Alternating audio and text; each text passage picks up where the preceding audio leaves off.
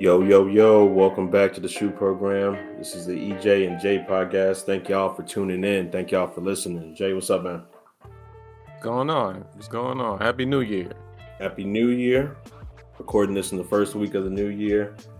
We got a great show for y'all today. We have probably, I know for me at least, the biggest movie of 2021, and that is Spider-Man No Way Home. We're also going to take a look at Don't Look Up, The Matrix Resurrections, and chat a little bit about the new Resident Evil movie, Welcome to Raccoon City. But Jay, let's hop in first to Spider-Man No Way Home, man. I know me and you saw that first weekend it came out. You saw it the night of, and I saw it that following Saturday. What did you think about the movie, man? And was it everything that you thought it would be? And what did you like best about the movie? Well, first off, let me say this. It was just a hassle just to try to see this film. Because I had just got fully vaccinated. I thought it was in time to see this film in Los Angeles County. But there was the guy at AMC Theaters. He's like, you need to be 14 days fully vaccinated, so you're not going to be able to see the movie. I was like, okay, all right, okay. So, we waited. We had great seats and everything. And I was like, and Dory was like, oh, that sucks. Well, I can wait. I was like, no, I know you can wait. I can't wait. I need to see this movie now. So I called up. I said, I know Orange County don't follow rules. They don't care about the mandates. Right. I was like, so I called up one of the Orange County theaters. I was like, hey, I said, y'all do y'all care about vaccinated cards or whatever? It's like, nah, as long as you come in with a mask. I said, my God, I will be there in the next hour. And I was able to see the movie that night. So yeah, but yeah, man, the movie, this is definitely the best Spider-Man movie of all time. I know a lot of people like to say Spider-Man in the Spider-Verse is the best Spider-Man movie. I never felt that way, EJ. I thought Spider-Verse was a great movie, but I never thought it was like the greatest Spider-Man movie. Maybe in the animated field, whatever anime projects, out of the countless Spider-Man projects, you can give it that. But out of all of the live-action Spider-Man movies, nah, I'm not going to give it that. It was great, but I'm not going to give it that. But yeah, out of the live-action films, Spider-Man No Way Home is the best, and there's just so much feelings in it. The action was great. The emotion at the times that called for it was great. Seeing familiar faces was great. We get a return of the villains with Jamie Foxx and Alfred Molina, Willem Dafoe. People that I didn't even think were going to be back were John. What's his name? He plays Sandman. Let me go back and find his name because he has a long name. What's his name? Michael Thomas Hayden Church. We have he plays Sandman. We have Reese Ifans, who plays Lizard. I didn't think they were going to be back. We saw him in the trailer, but I was like, oh, they're going to do it. They're going to be cheap. They're going to be cheap and do the CGI. We're not going to see the actual actors. No, they actually brought them back. I was very surprised. To see them back. And then of course, we knew this was. We talked about this last EJS where we were talking about our expectations and what we thought, but we knew we were going to see the Andrew Garfield and Tobey Maguire return. We saw the leaks on the internet, but it also, like I said before, it also made sense with all of these villains. It was just too much. They were basically the Sinister Six, but they were just missing the sixth villain. But they were there. All of it was there. So I'm glad to see them back. Andrew Garfield stole the freaking show. I'm sorry, he stole the show, and he's my least favorite Spider-Man. But he stole the show. I gotta give it to him. Hey, I can see, we've been seeing all this stuff over the internet of them trying to continue like because they want them to complete. The fans want Andrew Garfield to complete his Amazing Spider-Man trilogy. And they want Tobey Maguire to come back for Spider-Man 4. No, I'm sorry. It was great for this film. I'm done. We're done with them. It's over. Sorry. Agreed. So But yeah, that's just too much freaking Spider-Man, man. I'm tired of all this goddamn shit. And we got a Spider-Man game about the Spider-Man 2 for the video game. It's about to come out. I'm done. I'm done with Spider-Man. Jeez. So, but yeah. So you want me to go my full review? I got off track a little bit there. yeah. Do the full review, man. Your thoughts on the full review, Yeah. So yeah. I gave this film a 5 out of 5. So there it is, 5 stars out of 5. This movie is excellent. It doesn't go without its issues, though. I will say that I did have issues with some of the CG. Some of the CG was kind of spotty. That was definitely a slip right there. You come out spidey, but definitely spotty. I noticed there was some CG. It looked like a lot of things were in this film weren't like some of the CG wasn't complete, obviously, but they wanted to keep to that original release date and didn't want to push it back any further, but it wasn't enough. It wasn't the bad CG wasn't enough to bring the film down ultimately, so I will give it a prop. So it still earns that 5 out of 5.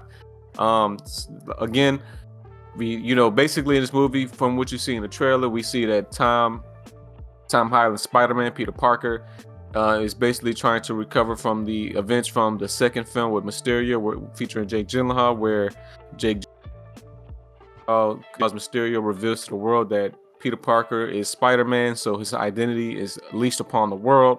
And we have Tom Holland here, who is just realizing that he's not going to be able to have a normal life after all this. We see, we see fans stalking his house. He can't even go to class without everybody bother him, walking down the hallway with MJ and Ned. So it's just crazy. He ends up having to get an attorney, because the people believe that he's the one that killed Mysterio, and that attorney is no other than the return of Charlie freaking Cox as Daredevil. Man, did the crowd roar during that scene. It was amazing to see Charlie Cox back. Yeah.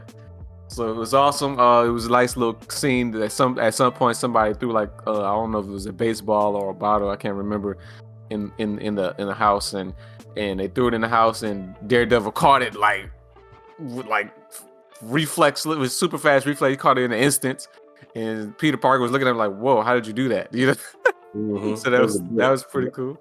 A brick, yeah, it was a brick. And that was pretty cool. I wish we had a little bit more Daredevil, to be honest. We didn't see him suit up, of course, but it was just basically just his regular self. But yeah, man, and we see that the guys, all of the pretty much the spider team of Ned and MJ, they pretty much get denied from going to MIT because of this whole Mysterio foolishness. And Peter pretty much sees how how this is affecting everybody around him, essentially. And I think even at one point, even Peter and his Aunt May have to move in with what's his name? I'm getting Happy Hogan. Yep. Yeah, they have to move in with Happy Hogan in his his nice luxury apartment complex, because it's just almost 2 days stay at home. So they move in with him, but at this point Peter's like, he has enough, and he goes to see Doctor Strange to try to go ahead and make everybody forget that Mysterio revealed his identity. And of course, like I said, we've been through this, so we see the whole shenanigans where Petey messes up the spell, and what happens is that everybody within the Spidey, pretty much all of the Spider-Man universes, all the enemies, or some of the universe, and some of the villains from the Spider-Man universes come out into this world, including, which we find out later, the original Spider-Man, Tobey Maguire and Andrew Garfield. And now that this has happened, we see Spider-Man having to take them on as they try to wreak havoc upon New York City and Peter Parker's life. So yes, great action scenes. The fights get really physical. I know we're going to break it down, so I'm just trying to give a little summary of my review. We're going to break them down, but yeah, we great action. Spider-Man, Tom Holland does not hold back in this film. Our MCU Spider-Man is going, there's a scene where he's fighting Green Goblin, and it is really physical. It's like there's one scene where Green Goblin like basically slams him into the freaking floor, and I was like, oh shit, oh they they not playing. Okay, we not playing. I had to rise up in my seat a little bit. Hold on, let me get up because they not playing. So the fights are really physical, and they are not holding back. There's a lot of emotional beats because the stakes are really high at this point. When Tobey Maguire and Andrew Garfield Spider-Man come into the action, into the drama, we get to see some of the interaction between all three Spider-Mans. We get to see some of their hear a little bit of their stories and kind of where they're at their life. So it's pretty cool, just tracing back on what's going on with them, and now they're here to help their Spider-Man brother here. And again, Jamie Foxx is hilarious. I think besides Willem Dafoe's Green Goblin, I think he's the other like standout because he's really funny. There's one scene where he comes into the world for the first time and like butt ass naked, and like he's standing in front of Spider-Man and Sandman. He's like, hey, okay, so y'all just gonna pretend I ain't got no clothes on. Y'all just like I ain't butt ass naked in front of y'all. That shit was funny. The whole audience lit up because of that scene. It was just him bringing his Jamie Foxx, and I'll tell you, EJ, the Jamie Foxx-isms was not present in the Amazing Spider-Man 2 like it is here. Like for sure. Yeah. And he was really Jamie Foxx in this one more than Max Dillon was. He was more Max Dillon in Amazing Spider-Man 2, and this was more Jamie Foxx than Max Dillon. I will say that one of some cons I'll poke out really quick. Some cons that I had was really I just didn't understand why we didn't get the other Green Goblin, Harry Osborn Green Goblin. I do know that Willem Dafoe is like the main Green Goblin, but it would have been interesting to see Dane DeHaan's Green Goblin come out of nowhere and try to wreak havoc and stuff, because it would have brought a little bit more closure to the fact that he was the reason why Andrew Garfield lost Gwen Stacy. But that is never talked about. Is like all we know is that he lost his Mary Jane, which is Gwen. But we don't never hear about his issues with his Harry Osborn and Tobey Maguire and Andrew never talk about their Harry Osborns and their best friends in that aspect. Like we hear Tobey talk about how his best friend tried to kill him and stuff like that, but it never gets deeper than that. And I thought that was a missed opportunity. And we hear that Ned Leakes hears about the best friend going evil, and there's a funny little quib where Ned Leakes is like telling his Peter Parker, Tom Holland Peter Parker, I'm never going to betray you, and it's hilarious. It's hilarious. It's funny. But yeah, man, the ending fight scene was amazing. I couldn't ask for any more than that. It was really great. Again, that whole fight scene, Andrew Garfield pretty much stood the show. He was honestly doing the most out of all of Spider-Man's in that like final scene. I would love to see Tobey Maguire do a lot more, because I feel like he was the more experienced Spider-Man. But he's old, what I'm saying? He's old, and there's one scene where Andrew Garfield is offering like a little a back crunch and whatever. It's pretty funny.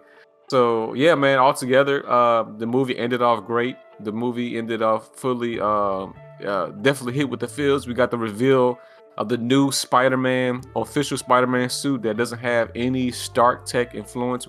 Like we get to see our Spider-Man actually, configure or not figure. Like we don't get this, but he pretty much sews his new suit. It's more shiny and blue and red, and it's pretty cool. And I will tell you, I did not like that scene. I know I've seen on Twitter, EJ, that people have been like leaking that scene, and I didn't like it because that scene was like fully CG. I did not like, and it looked like it was another. While you're on that, I won't cut you off, but I think they had a missed opportunity with that last scene. They could have showed off the suit a lot more and given us a proper look at it than people having to actually just stop it and take stills from it. Right. Also, I don't know if you remember the scene, and this is not my favorite movie out of the Spider-Man movies by any means, but at the end of Spider-Man, The Amazing Spider-Man, the first one, there's the scene where he's swinging through the city, That is one of the most beautiful Spider-Man scenes that I've ever seen in a movie, period. And it shows off Andrew Garfield's suit. You see him intricately swinging through the buildings, and it's like there's no blur. Like you're seeing him do all of this, and it looks like Andrew Garfield was actually doing it. The CGI was so well done and mixed in with real life on that part that it just looked amazing. Like it just looked like you were there with him swinging through the city.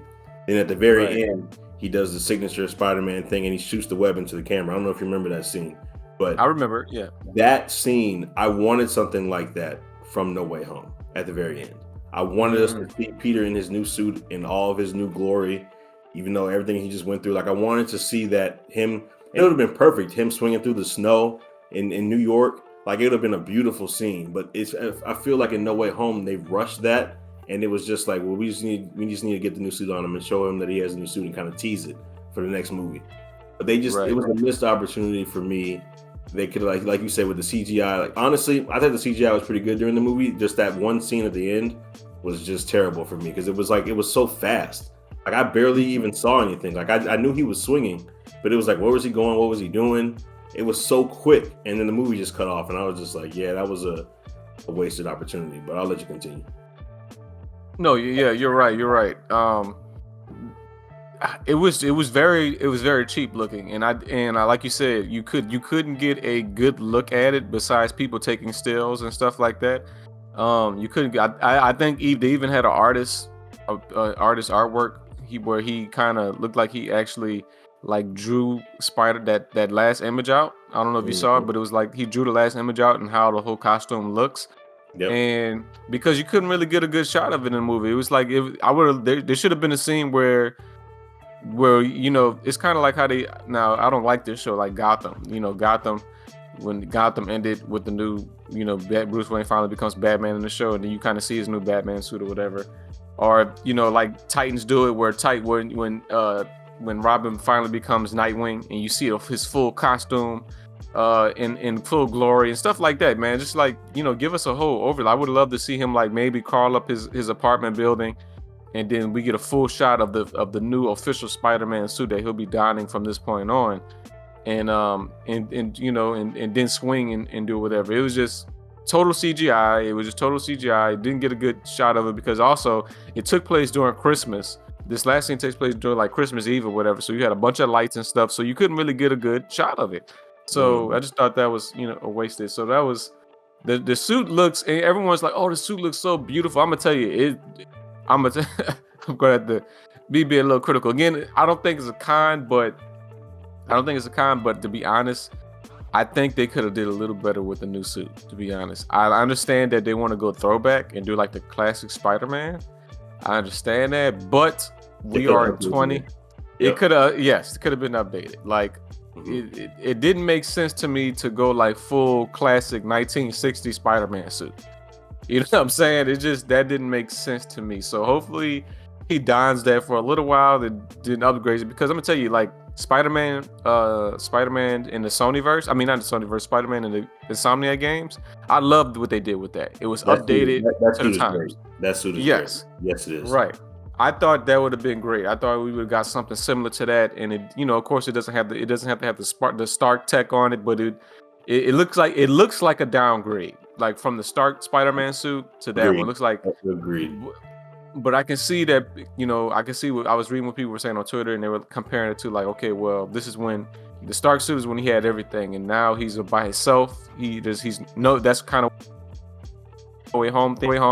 He has no he has no connections to his friend, no to May, anybody. Now he's literally broke. He's that broke Peter Parker that we all know, and he's literally putting his suit together, and this is what he has. And if that's really what this is supposed to be about, then I understand it. But at some point, he needs to upgrade that so we get a modern Spider-Man suit. Yeah, Peter was broke in the game too. True. But I will say this though: in the beginning of the Spider-Man game, in that first opening 30-minute sequence, he had on the suit that Peter's wearing in the end of No Way Home. It's just the blue and the red suit. You don't get that suit with the long white spider over the shoulders and stuff until the next part of the game, when you actually get into the full game and he jumps over the buildings and he's swinging over the top of the rooftops. Then you see the full new Spider-Man suit. So maybe it could be something like that, Jay, where he has on this red and blue suit for like the beginning of the next movie, and then once the movie gets into full gear, he gets the new suit. Possible. Right. So, I understand, and you make sense with the points about, because when I saw it too, I was like, man, that kind of looks nice, but I can't really see it. And then also, is that really the old Spider-Man suit? So it's like, I was just kind of like, where are they going with this? And I actually want to see it, but they're not showing me the full suit. So I'm 100% with you on that. Gotcha. Well, yeah, I like I said, great movie. Like I said, I guess we're gonna break down parts soon. But what was your thoughts? What was your full review?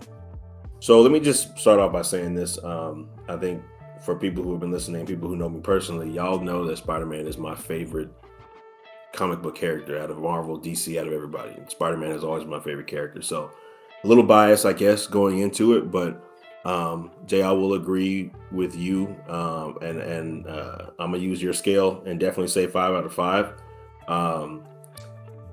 I don't know, man. I was floored with the movie, to be honest with you. And I'm not gonna sit here and just say like it was the greatest movie I've ever seen in my life, because it's definitely not that. There are little nitpicks that I have, kind of like you. Not as many. I may have one, and the major one I had was the last scene, which you just spoke on. But I thoroughly enjoyed the movie, man. Going into it, before I saw it, a friend of mine that I work with, she saw the movie.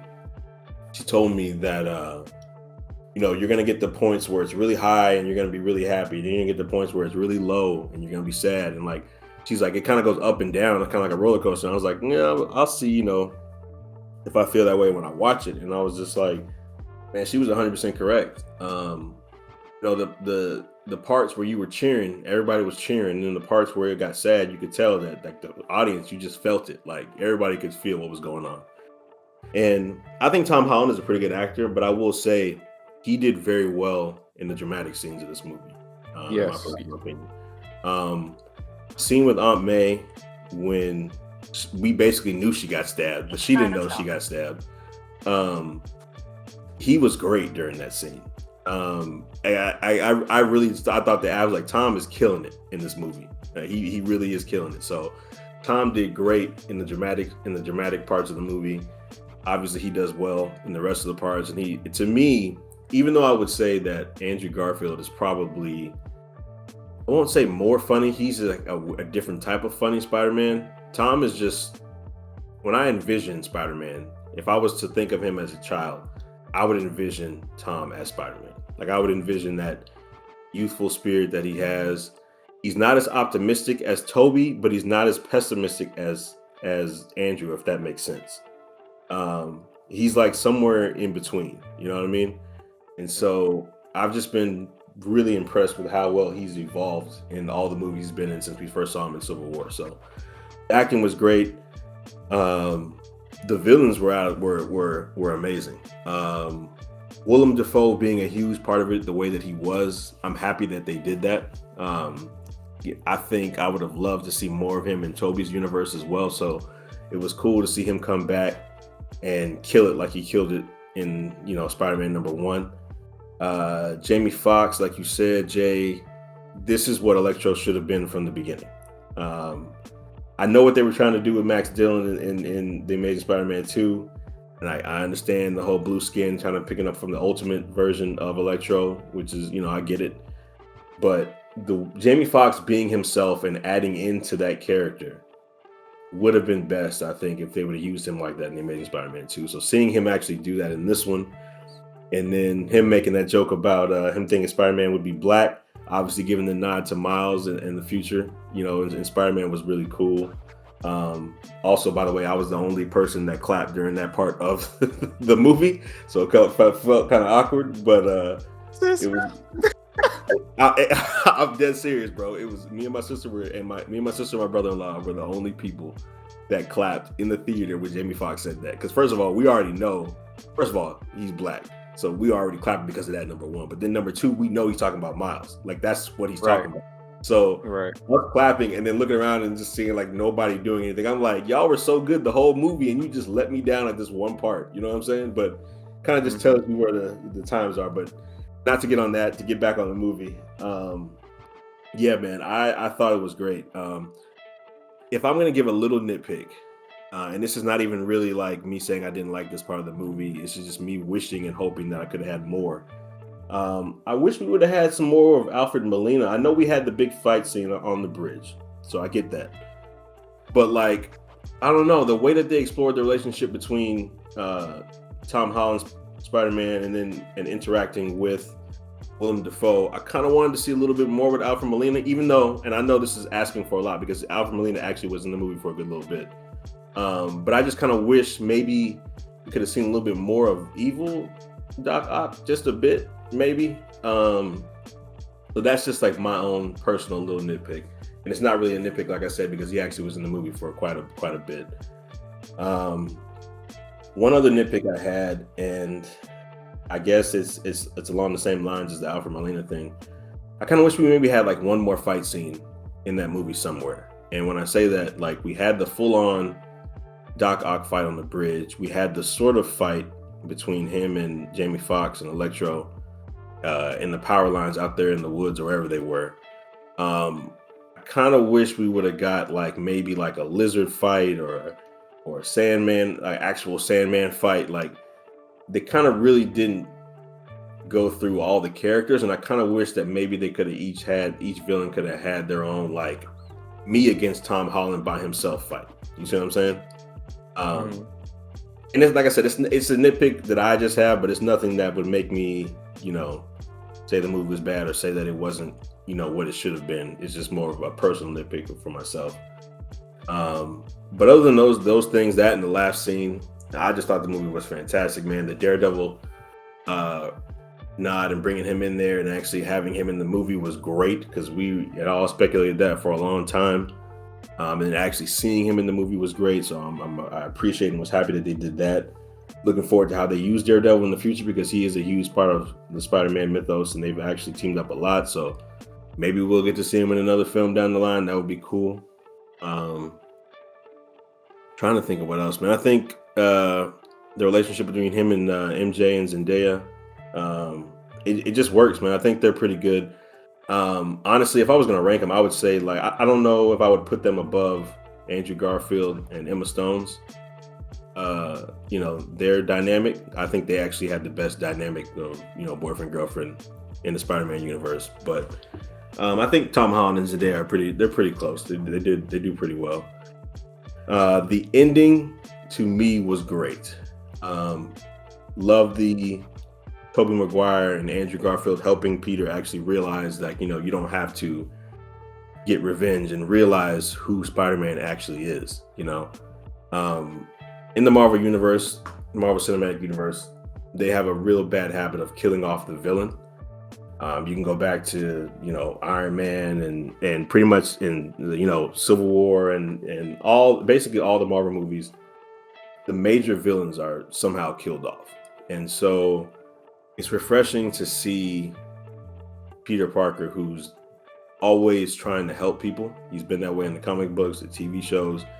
Every iteration we've seen of him, Peter has always been the person he's tried to help people before he's tried to hurt them. And so seeing him actually take that on and not just saying, let's just kill Green Goblin, let's just kill all these people, like him actually doing something that affects him in a negative way, him losing Aunt May, but putting what's right first before himself was really cool to see.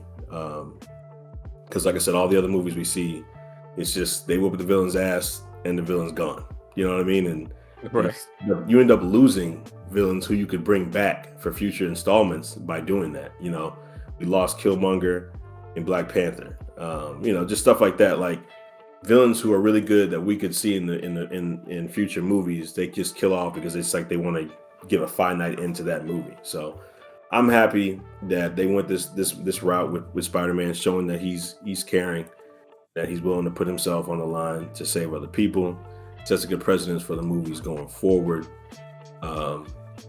Yeah, man. Ultimately, I was just impressed. I had a conversation with a friend of mine the other day about ranking this in the MCU as a whole. Not just every MCU movie, but also every standalone's characters movie. And I think for every character, for their trio of movies or duo, however many movies they've had, I think Spider-Man is number one when it comes to every character's solo film. So he gets number one in that regard. But I will say it still gets number two overall, and I think Endgame for me is still number one. I would probably put No Way Home number two, super close number two behind Endgame, because Endgame just did everything correct as far as giving every character the screen time, closing up plot lines from 10 years of movies, the big battle between Thanos and everybody at the very end. It's hard to beat movies like that where you have so many superheroes in it. Right. And them actually executing well, because they could have fucked up, but they didn't. So seeing them actually stick the landing with Endgame, having Iron Man die and giving us a way to look forward for the next phase, they killed it. So for me, I would just have to put No Way Home as either 2 or 1B to Endgame. I will say Endgame, I mean, the way that No Way Home sets up the future for Spider-Man is great. And I actually want to talk about this with you real quick before we move on to everything else. But as we all know, we saw Doctor Strange was trying to close the multiverse and all the Spider-Man villains that came through. Me and you, Jay, I saw Rhino, and who you said you saw Scorpion that came through? Yeah. Scorpion. I saw Scorpion and I saw Craven. Okay, you saw Craven. Oh, well, we got to describe that scene first. We got to describe it so they know what we're talking about. So basically, Doctor Strange comes back. Ned and MJ are playing around. Ned was doing the whole magic ring thing, and Doctor Strange comes back, and he realizes that. That is when the Green Goblin puts that bomb onto the little cube thing that they had that housed basically the spell for the multiverse that he tried to contain, and so Green Goblin puts that bomb on it, it explodes, and basically the spell that him and Doctor Strange started in the beginning of the movie is let loose. And basically everybody who knows Peter Parker from every other multiverse is coming through. And so you start to see all these little white figures in the sky. Kind of looks like the scene from the ending of Loki where the sky is kind of cracking, and it looks like the sky is kind of cracking and it's all purple, and then you start to see like figures are coming through. And like I said, the one that I saw was for sure was Rhino. Like it was a Rhino pick for sure. And it was a Rhino from like Spider-Man, the TV show, the animated show back in the 90s. Jay saw Scorpion. So yeah, basically they're all trying to come through, and he tells Peter this basically, I'm trying to figure out a way to close this. And Peter tells him, you make everybody forget that I'm Spider-Man, but this time he can't do any stipulations like, only certain people will know. If he actually does it, nobody will remember he's Spider-Man, including Doctor Strange himself. So, yeah. Right.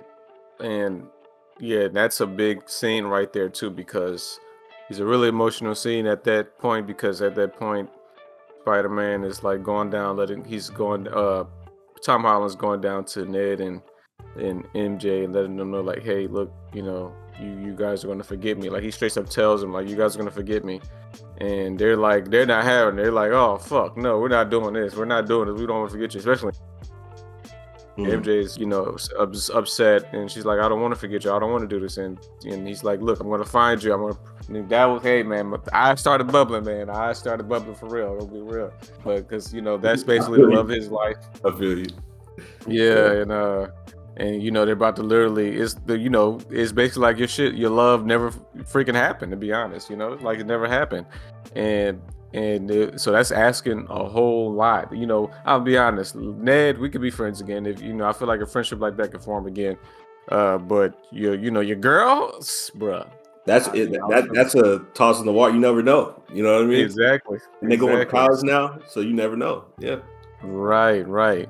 So, but on that, Jay, which is why I wanted to talk to you about this whole part, because going forward with them doing this allows them to build upon the Spider-Man mythos and characters even more going into these next 3 films, because now you can bring in Black Cat, you can bring in a Gwen Stacy if you want to, you can bring in all these different characters, not just talking about like Peter's love interest, but like you could bring in all these characters now, because it's basically like a little mini reset of the Spider-Man MCU universe.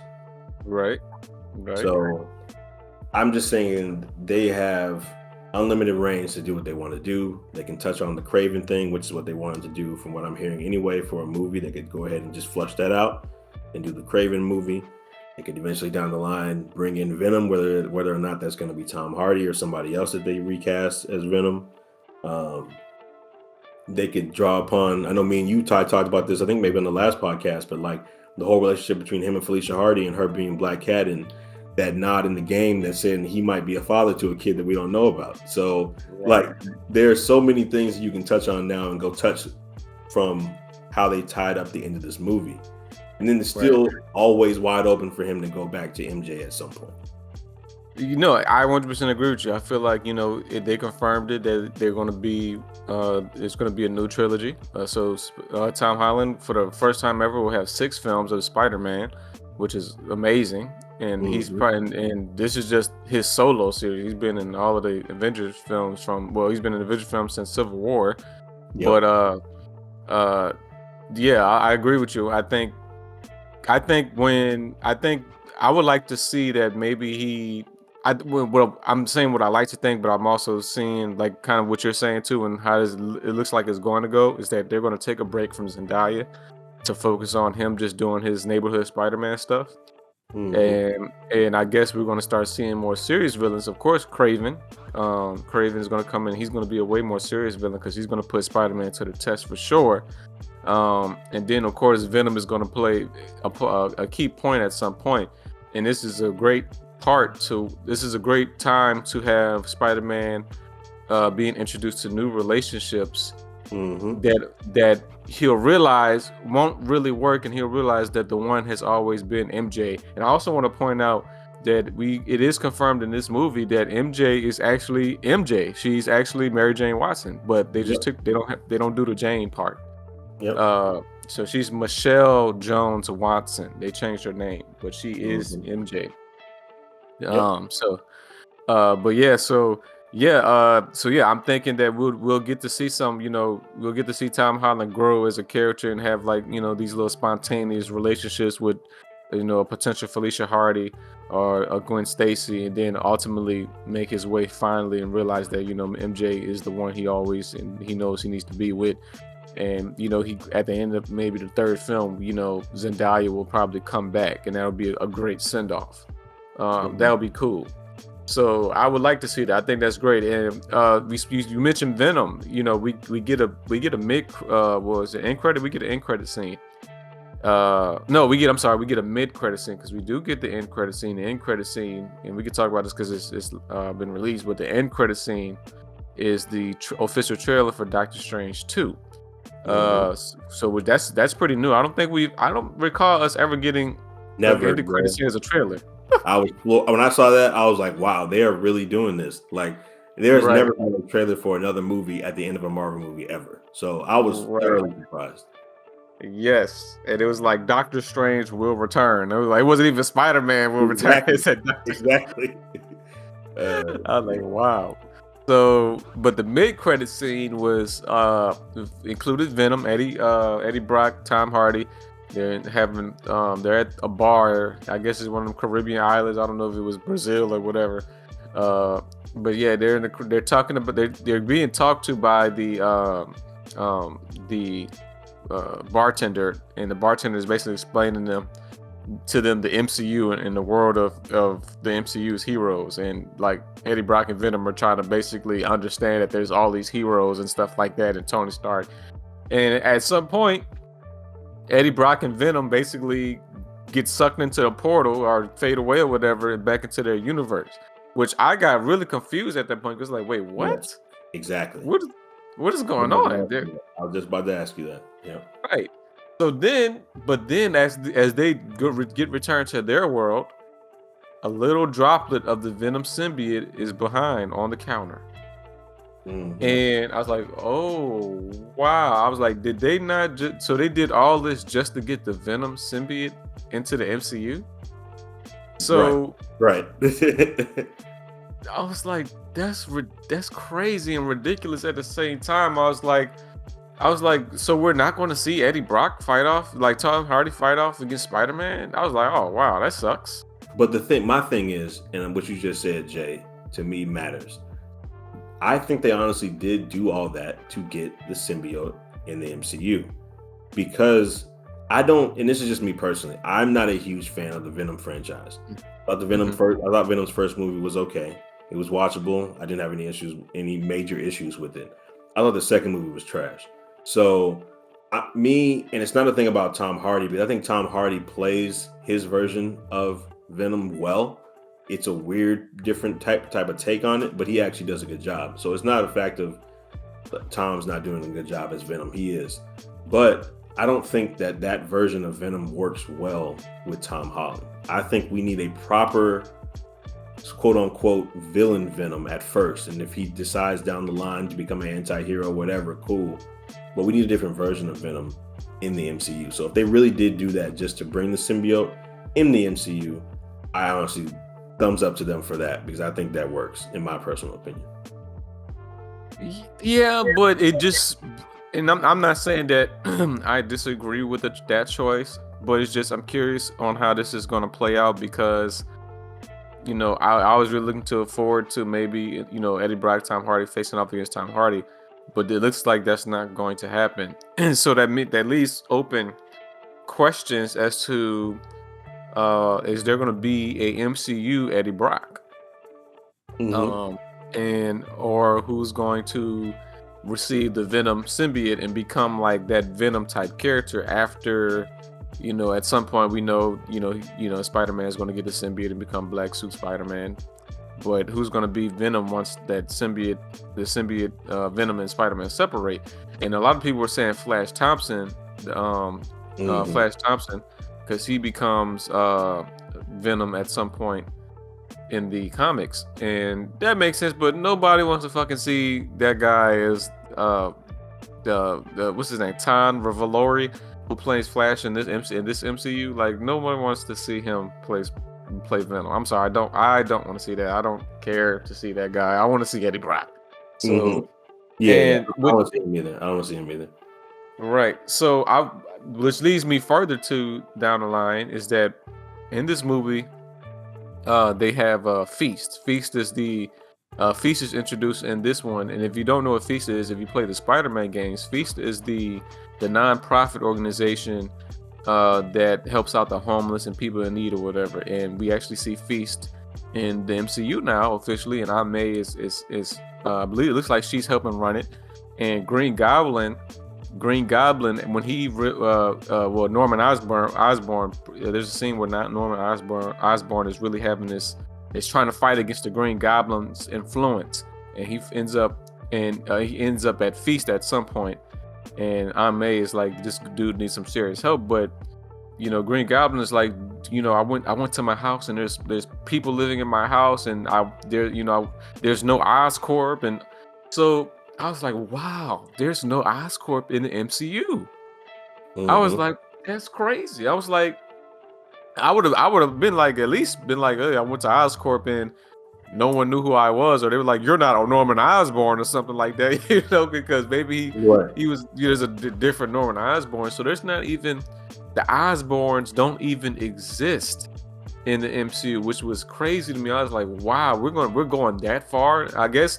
And you know what? And now that I think about it, Marvel Studios, Disney does not have the rights to those. So there couldn't be an Oscorp, now that I think about it. You know what I'm saying?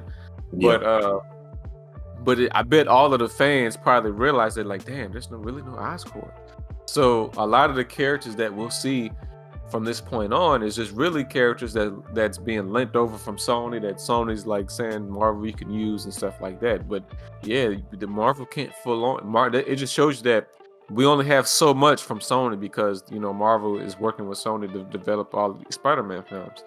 So because of that, so I see why they have to go through all these jump through all of these loops just to even get Venom into the MCU.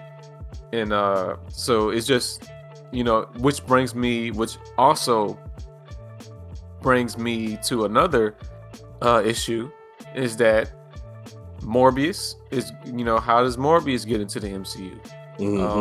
How does Morbius get into the MCU?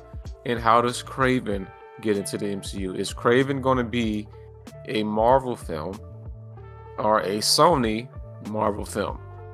You know what I'm saying? And if Rhino and Scorpion are the characters that we've seen in that one part where they appeared in the breaking timeline effect, how are we going to get them in here now that Doctor Strange has pretty much, it is assumed that Doctor Strange has returned all villains to their respective timelines. Right. And so how does this happen? I'm curious. Yeah. There's a lot of questions, definitely, for sure. So it's Yeah, I mean, honestly, it's, like you say, it's just a lot of now it's speculation. I think, honestly, with Doctor Strange in the multiverse, I think Marvel's about to blow up after that movie comes, because I think we're finally going to get an introduction, at least a mention of the X-Men at some point. Fantastic Four is a possibility of us learning about those characters. So I think in the multiverse of madness, a lot of shit is going to go down, and basically different characters are going to be brought into the Marvel universe and are going to be here for good that we didn't think were here before. And it's going to explain a lot of reasons why we didn't see certain groups and certain people beforehand. So you never know, man. When that movie comes out, I mean, they could find a way to explain how some of these villains in Spider-Man still end up being here, or might come through with whatever's going on with him and what's about to happen with the Dark Doctor Strange. So I think that movie, like I said, is going to blow it up to where a lot of things will be possible after that movie.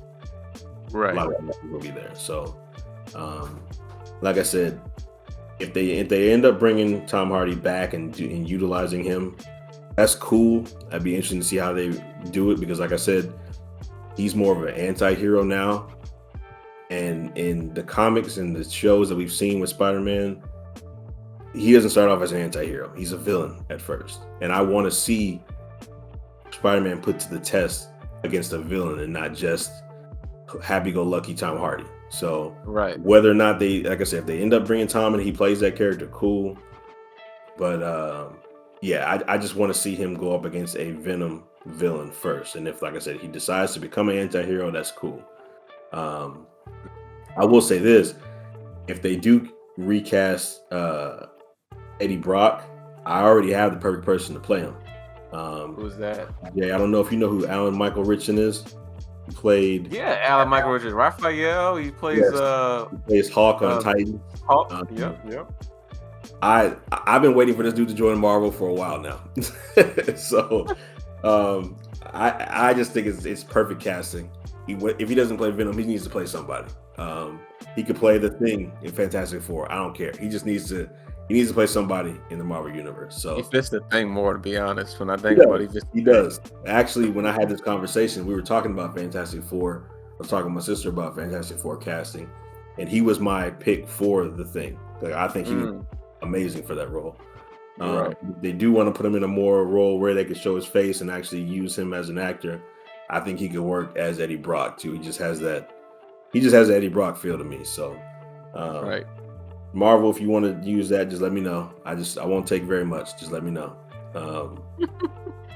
But yeah, man, it's wide open. And just to circle back, man, this movie was amazing. And one thing I will say before we move on to the next thing is the dynamic between the Peters was great. I don't know if you felt it like I did, but the dynamic between them and them talking in the lab, them going and comforting Tom on the rooftop, like that just it hit. And it was a thing where that could have been hit or miss. It could have been great or it could have been terrible. And I think we just landed it perfectly. Like, you have that optimism from Toby, you got the weirdness from Andrew Garfield's Peter, and like they all just clicked. And in that last hug, like I have a picture of that on my phone. Not to be weird, I'm just saying, like that was one of the coolest things I saw in the whole movie. So when I saw someone post that picture on Twitter the other day, I was like, I gotta save this. So, but yeah, man, it just got you. Like the film was great. The action scenes were good. Like I said, CG in some parts could have been better, but overall, man, when they announced that it's coming out on 4K UHD Blu-ray, I'm pre-ordering the minute I see the link online. I don't care what's going on. I'm pre-ordering it that moment. Right. Yeah, this is. I will say that what I was happy was that the villains like Alfred Molina and Willem Dafoe were like happy to be back. You know, they did not hold back. Even when I watched some of the cast interviews, like Alfred Molina looked totally excited to be a part of the MCU. You know, it was just like, damn, they actually bringing me back. You know what I'm saying? It's like he was excited, and and Willem Dafoe just, it was revealed that he said he wouldn't join if he didn't get to do his own stunts, and he not only did he do his own stunts, but he totally killed it in his stunts. Like his fight scenes in this movie and his portrayal was this portrayal was a more darker Green Goblin than the Spider-Man film, and this was an awesome job. Like I said before, I wish they would have did something where we would have actually got an actual better depiction of Green Goblin, like him actually be, this would have been a great opportunity to get out that freaking mechanical suit and actually been more comic book accurate. But still, I like what we got. They tried to give us. They gave us a little purple hood thing. A nod. A nod, yeah. So it was a little bit better, but I wanted the whole shebang. But yeah, I would have loved to see that. And yeah, man, this movie was great, man. This is a great comic book film, and now it's like the 12th biggest Marvel film or just film of all time now. It's made $1.386 billion. That's how successful this movie is. And I agree with you, I'm up there too. Like I wouldn't put it up against Endgame because Endgame is more dynamic. We get to see a whole slate of heroes, and that was something that we've never seen before in cinema. Yep. So I just, I can't put it up there, but to say that this is the best Spider-Man film of all time, I'm going to give it that. And one of the best comic book movies of all time, I would give it that. So it's up there. It's definitely up there. So I'm excited to see what happens in the future and how they develop the next Spider-Man films and how this happens. And of course, like you said, the big thing is going to be Doctor Strange, and from what I'm hearing, Doctor Strange is going to be the center of the Avengers from this point on. So yeah. Yeah. And also, I want to for anybody that has any confusion, I just want to say this: for anybody that has any confusion about the prior events that Spider-Man took place in, I just want to say that the Avengers and everybody that has had interaction with Spider-Man, a lot of them knew or didn't know it was Peter Parker. But for the people that did know he was Peter Parker, they don't know he's Peter Parker. That does not discount all of the events that happened in Endgame and Infinity War. So just imagine that all of those events happened with Spider-Man. They just didn't know he was Peter Parker. Right. So Spider-Man is still known. It's just Peter himself that people don't know. Exactly. Right. Which opens up a lot of weird questions, like where is he getting money to get an apartment? If they don't know that he's even existing, basically, how is he able to do like a lot of weird, just super questions that they'll probably touch on in the next film, or at least like get at some point. But yeah, that's weird, man. It's like Spider-Man exists, but Peter has never really existed. So it's like, where do they go from there? How do they explain that going forward? We actually, and another question which I read online, somebody was talking about, and they were just wondering, like, did Uncle Ben ever really play a serious part in Peter's life? Because they never really bring him up. You know what I mean? Actually, like, let's touch on this real quick, because Aunt May says the line. Okay, we're gonna spoil it, but it's been out for a while, so I don't care. Spider-Man, Aunt May dies in this film, and Green Goblin kills her. She's also the one that delivers the line, with great with great power becomes great responsibility. But in this film, it is hinted that there was possibly never a Uncle Ben for Tom Holland's Peter Parker. Mm-hmm. And that had me worried, because I remember you telling me, EJ, that they were doing the new Spider-Man animated series for Disney Plus. And apparently it's a prequel to the Spider-Man Homecoming series. I don't know. I guess before he meets Tony or whatever. Yeah, it's a prequel to that. Yep. Right, and we're supposed to see Uncle Ben in that. So I guess that is that. I guess we're not going to see Uncle Ben. I'm confused on that. Honestly, so. Well, I went back and I watched the first one. Forget the name of it at the Mhm. moment. Homecoming. Yeah, Homecoming. They give reference to Uncle Ben, but it's literally for 2 seconds. I don't know if you remember the part where he's getting ready to go out to prom with old girl in the first movie. Yeah, yeah. Area. And then he's given those clothes, right? Like to put Right. on. And it's mentioned that those were Uncle Ben's clothes, but that's literally all they say. She goes like, these were your Uncle Ben's clothes or something like that. And literally they never speak his name again. So Uncle Ben exists, but the thing is, how much he actually played a part on Peter and in Peter's life, we have no idea. Like, Right. they literally don't mention him or talk about him ever again. Then she says, with great power comes great responsibility in this movie. So she took his major line. So now it's just like, was he ever really like, was he just a guy would he die before he was adopted by Aunt May? Did he die like as soon as Peter got there? Like, did he ever have a true relationship? Like, in Toby's world, he grew up with Aunt May and Uncle Ben. And then in the same thing with Andrew Garfield, like he grew up as a child with them. And then when they got older, they lost him. But Peter's basically a kid now, and Uncle Ben's nowhere to be found. So, like you said, no mention at all. They say his name one time in 3 films. So I guess, and like I said, the speculation was we would get an answer to what happened with Peter on the new animated series. But if he didn't have anything really to do with Peter, then maybe they don't touch on that. Who knows? True.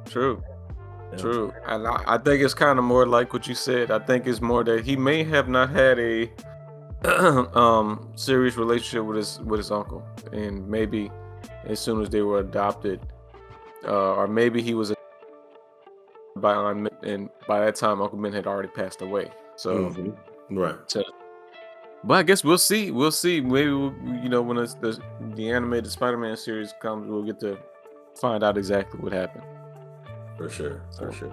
But I will say it does feel a little lonely now. Like No Way Home. Like damn, Tom Holland has no one. God damn. Literally no one. Like he doesn't even have. He can't call nobody. You know what I'm saying? Yep. Like there's nobody to call. There's no family because his parents are passed. His parents have passed. Aunt May died. We're assuming Uncle Ben died. That's all his family.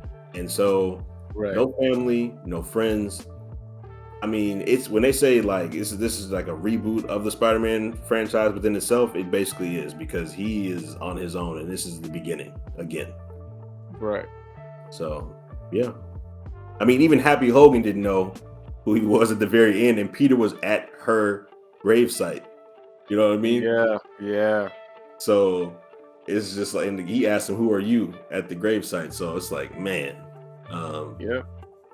So that Tony Stark connection is ultimately cut off. Yeah, so, it's cut off. Fans, they had an issue with that. They had an issue with, he's Iron Man, Spider-Man. Well, guess what? Can't say that no more because it's gone. That is true. But I do think Peter is smart enough because we don't give credit for how intelligent Peter Parker actually is. When you go back and read the books, you've seen him in different other mediums. Peter Parker is one of the most intelligent people that is in these comic book pages. So he may not ever have again the iron suit or whatever the girl's name was that was in his suit or whatever. But I think down the line, when we start to get more Spider-Man suits, he's gonna be able to make these suits kind of like the versions of suits we see in the Spider-Man the game. You know what I mean? Right. Not as advanced as say the Stark suit, but they have different things that they can do and specialize for certain occasions. So I'm happy about that. And even though we won't get, like I said, a true probably Stark suit again, we'll get cooler looking suits with probably different gadgets in them because Peter is just on MIT, guys. So he's a smart dude. So he in the comics he even has his own industry like Tony. It's called Parker Industries. Exactly. So for any of those worried about his suits and stuff going forward or him being able to use any kind of technology, he'll be fine. Yeah. Well, yeah, bro. Jay, let's move on from a great film to a film that was just so-so, and let's talk about The Matrix. I know Matrix is one of the films that I know that you've loved a lot in that whole franchise. What did you think about the movie, man? It's just sad because, oh man, I was, first of all, I would say I wasn't looking forward to it because I was just, well, I don't know, maybe I was looking forward to it. I was looking forward to it. I was just kind of, You weren't getting your hopes up. What'd you say? You weren't getting your hopes up, basically. Yeah, exactly. Wasn't getting my hopes up because I was very worried on where they could go from the last movie. Like, how does it expand to a fourth film? Like, how do they write that? And the Wachowskis, there's only one Wachowski. Lana is doing this one, so by herself without her sister. So now, it's just one kind of idea and one vision, and now the movie's here. And right after Spider-Man, I got to watch this film, and it's funny because with Pete, we get to see the old Tobey Maguires, and we get to see Andrew Garfield come back in the franchise. Now we see the Keanu Reeves and Carrie-Anne Moss come back in no franchise, and only one of them, like you said, was pretty good. Yep. This Matrix Resurrections is not a good film. I give it a 2 out of 5. First of all, the action was not there. They had action scenes in this film, but to do this, to amp up the action scenes like it was in the original trilogy, it's just, guys, these actors are too old. You know what I'm saying? And I was telling EJ about this. I was like, it's kind of different. You can say, oh, well, Keanu Reeves has been doing doing the other films with what's it called? The John Wick films. He's been doing John Wick films, and but if you watch those films, he's doing a lot of gun fu in those films more than he's doing, straight up, CQC, close quarter combat, or martial arts stuff. He's doing more of gun fu stuff, and there's some scenes where he'll actually do physical fighting, but in the Matrix it's really physical, and in this film he's not doing stuff like that. In this film it's very watered down because he can't do that shit. He's old, so we're missing a lot of that action. We get newcomers, Jessica Henwick, and we get Yahya Abdul-Mateen. They're both from Iron Fist, the Netflix series, Jessica Henwick, and then Yahya, of course, his stock is rising as one of the biggest young black actors in the industry. Also a fellow New Orleanian. Candyman. Yep. So he's also EJ's favorite actor right now. That's false. So that is false. So yeah. And then we get Jonathan Groff, from me and EJ's favorite series, the what's the name of that show? I'm saying favorite series, I can't even remember the name, but the serial killer TV show. Oh, that's right. He was in Mindhunters, right? Mindhunters, yes, Mindhunters. Yep. He was in Mindhunters, the lead character in that. So his stock is also rising. And Neil Patrick Harris is also in this, and we get a return of Jada Pinkett Smith, which is also nice seeing her as Niobe reprising her role. But in the trailer, you get kind of hints. But if you didn't know, Yahya is playing Morpheus. So let me break it down. Let me just quickly try to break it down and summarize what's going on in this film. Basically, the Matrix has been rebooted into a new generation of the Matrix. If you remember from the previous Matrix movies, that the Matrix gets kind of rebooted every once in a while or whatever. So there's different stages of the Matrix. And I believe by Matrix Revolutions or Matrix Reloaded, the Matrix is going through its 6th iteration, I believe, if I recall correctly. Now, in this movie, there's a new iteration of the Matrix now, and somehow, some way, the computers, the machines, have rebuilt Neo's body, have rebuilt Carrie-Anne Moss's Trinity's body, and are using their experiences to basically create this new iteration or whatever. Because now Keanu Reeves Neo is in the Matrix now, but he's not he's not the Thomas Anderson that we all know. Is that instead he's the lead gameplay designer or creator of the game called The Matrix. So now, if you get where I'm going with this movie is taking on a more meta type of aspect where the events of the first 3 films are now like a fictional video game inside the Matrix, which is also fictional. So it's all of this extra shit, it's just like, okay, we're already you're losing me already, because now the suspension of disbelief is slowly deteriorating. You know what I'm saying? Slowly deteriorating. And then we find out that you start wondering, okay, where's Agent Smith? If Neo's back, where's Agent Smith? Oh, well, we find out that Agent Smith is actually Neo's boss. That's a part of this gaming company. So now, little did they know that Neo and Agent Smith were actually working together, but they didn't know. They didn't have their, they didn't know who they are. It's all this ridiculous shit. Trinity has a whole family now. She's coming to this coffee shop. She's coming to this coffee shop. She sees Neo every now and then. They have some connection, but they just don't know what it is. But she's married and has 2 kids. It's just ridiculous. Then we find out that Morpheus is not the Morpheus that we know. Morpheus is actually a computer program that Neo creates because he just senses something wrong or whatever. So he creates this fictional or this digital version of the memories of Lawrence Fishburne's Morpheus. So that's why that's why Lawrence Fishburne doesn't reprise his role as Morpheus, because besides that, the real Morpheus had passed away between the events of the trilogy and this film. So that's when we have a new Morpheus. A lot of the original characters have passed away between now. We also find out that Niobe is the new leader, is the leader of a new human world. A human world.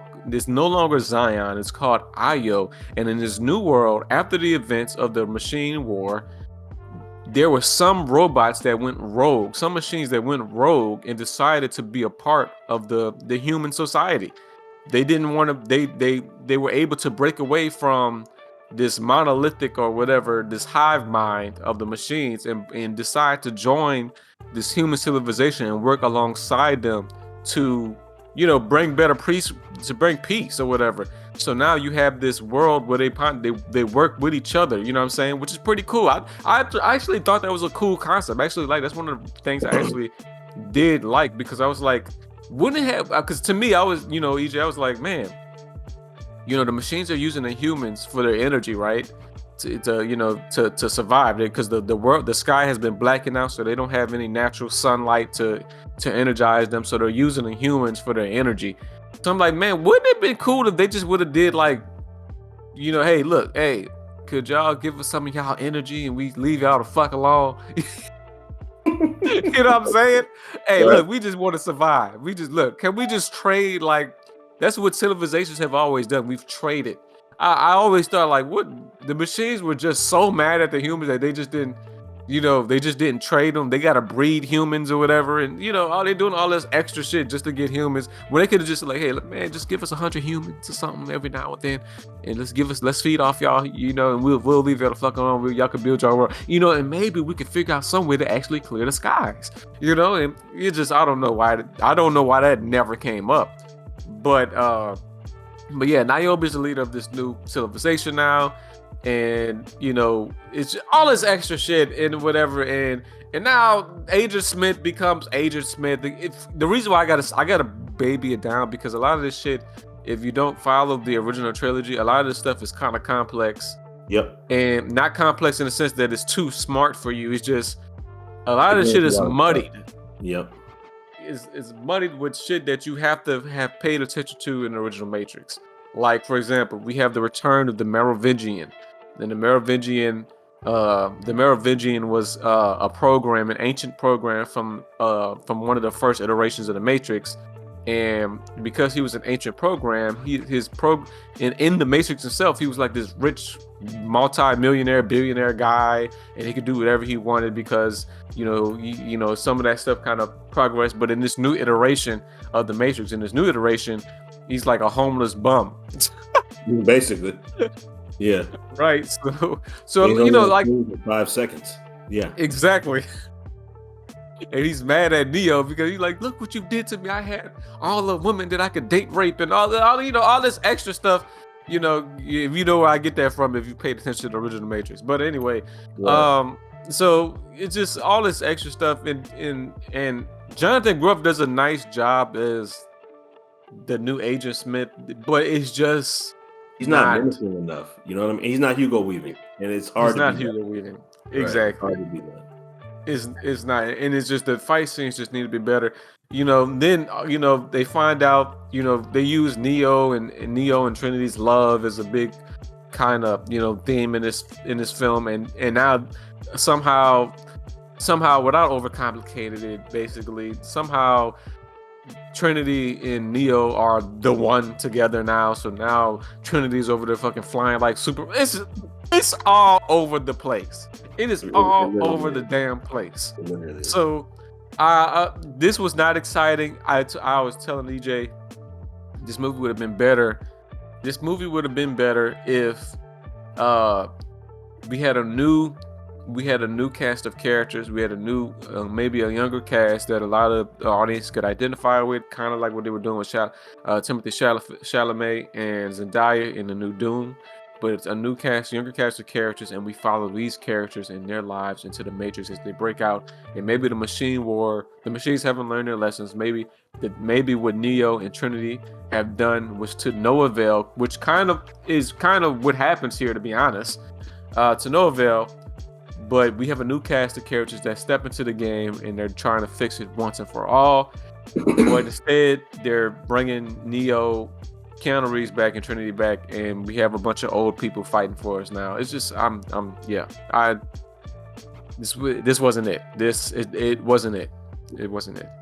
So Jay, me and you spoke privately about this after we saw it, and so I have a proposition for you that I want to run through with you real quick before I get into my whole spiel about what I thought about the movie. So I think personally, this is what they should have did, Jay. They should have taken a Force Awakens approach to this. And the way that you said about bringing you made a good point. You said that the characters that they had were good actors, but they weren't known enough and they weren't strong enough to carry the film by themselves. So if you were to get 2 to 3 good actors that could come in, like a Timothy, I can't really say his last name, but you know what I'm talking about. Yeah.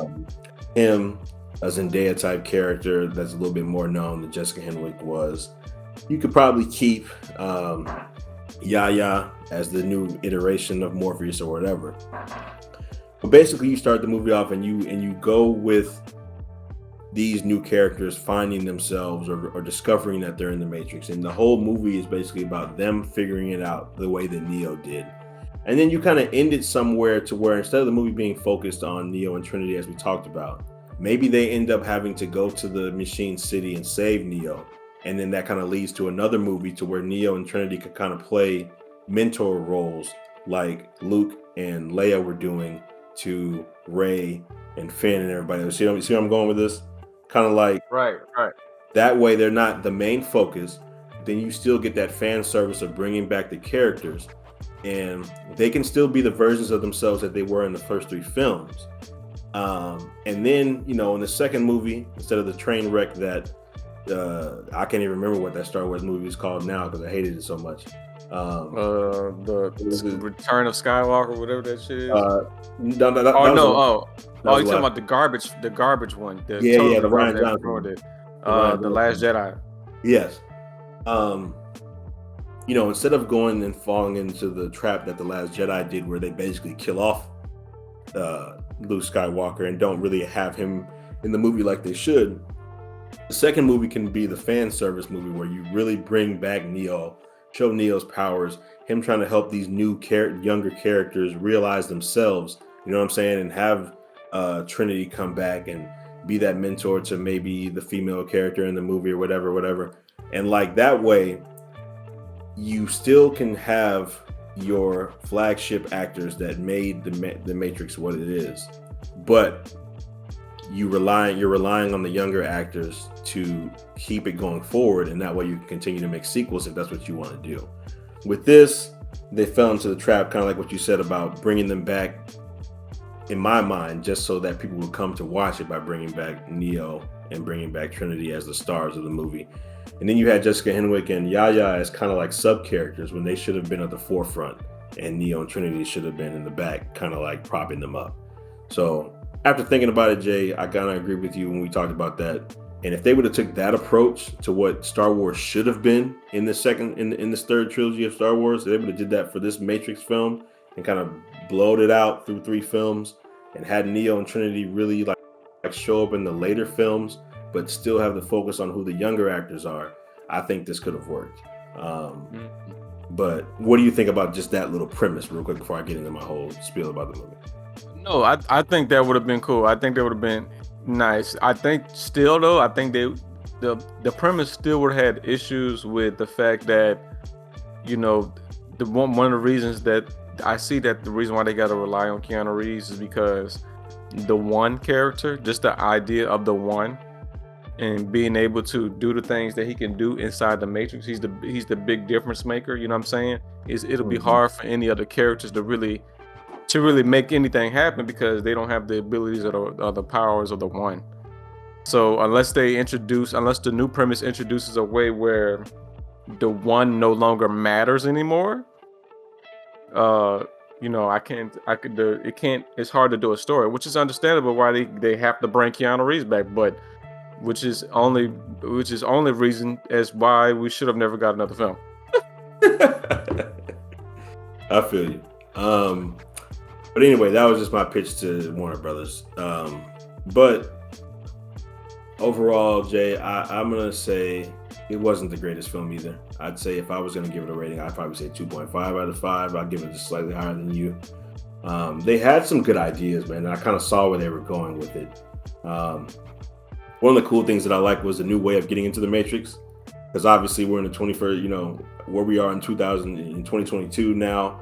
We don't use telephones like that anymore. And so them having to get into the Matrix through telephone would have been ridiculous. So it was cool, like the whole they go through like mirrors and all that kind of shit like that. That was kind of cool. Right. The new way that they go into the Matrix. What was crazy to me, and like I had to text my cousin, man, I was sitting there during the movie, and the first 30 minutes I was lost. I was like, what is going on right now? Like they were showing Neo playing the game, but then he was watching himself in the game. Then he was wondering, like, am I that guy, or am I like, was that me? And like, I was just like, what is going on with this movie? Like, and then I was like, okay, so I had to stop the movie, text my cousin and be like, what's going on? He was like, well, keep watching. They'll eventually explain. Keep watching. So, you know, watching the movie and the whole Mr. Smith thing and kind of seeing that these were who these characters were from the beginning. But then them having to realize that Neo is now the maker of the video game called The Matrix, which is about the Matrix, which he's currently in. That shit just gets you confused from the beginning. You know what I'm saying? Right. So that was just weird for the first 30 minutes. And then once they actually got into the movie and I understood what they were doing, you know, I got it. You know, Neo and Trinity being like the battery or the fuel cells that run the Matrix now, or like they're so since they are the one, and whoever Neo and Trinity are, their love and all that stuff like that, they give off so much more energy than the rest of the people, and so that's why they kept them alive or whatever. And I kind of got where they were going with it, but from that point on, man, it just didn't make any sense, and the stuff that they were doing was stupid. The fight scenes got worse. You're not supposed to get worse. We're 2022. When the fight scenes are better in 1999 than they are in 2022, that's a problem. And even if Keanu Reeves is 55, whatever he is, and Carrie-Anne Moss is 50, whatever she is, like CGI is good enough today where you can make people do things that they can't really do. We've seen this in other movies before. So there's just no excuse for me for the fight scenes to be as weak as they were. I hate how they made Neo not Neo. He was basically a human shield for the whole movie. All he did was block bullets, Jay. The entire That's movie. all he did. All he fucking did. To see Neo go from where he went in the Matrix 1 to realizing he was the one at the very end, to see him jumping into Mr. Smith and making him explode, and him flying up into the air, which is one of the most iconic scenes in movie history, in my opinion, when Neo steps out of the telephone booth and flies into the sky. for him going from that to us seeing him in Reloaded, to where he takes on all those guys that come to fight at that little club that they're in or whatever, and him fighting those 3 agents. From seeing where Neo ended in Revolutions and seeing him in this movie is pathetic.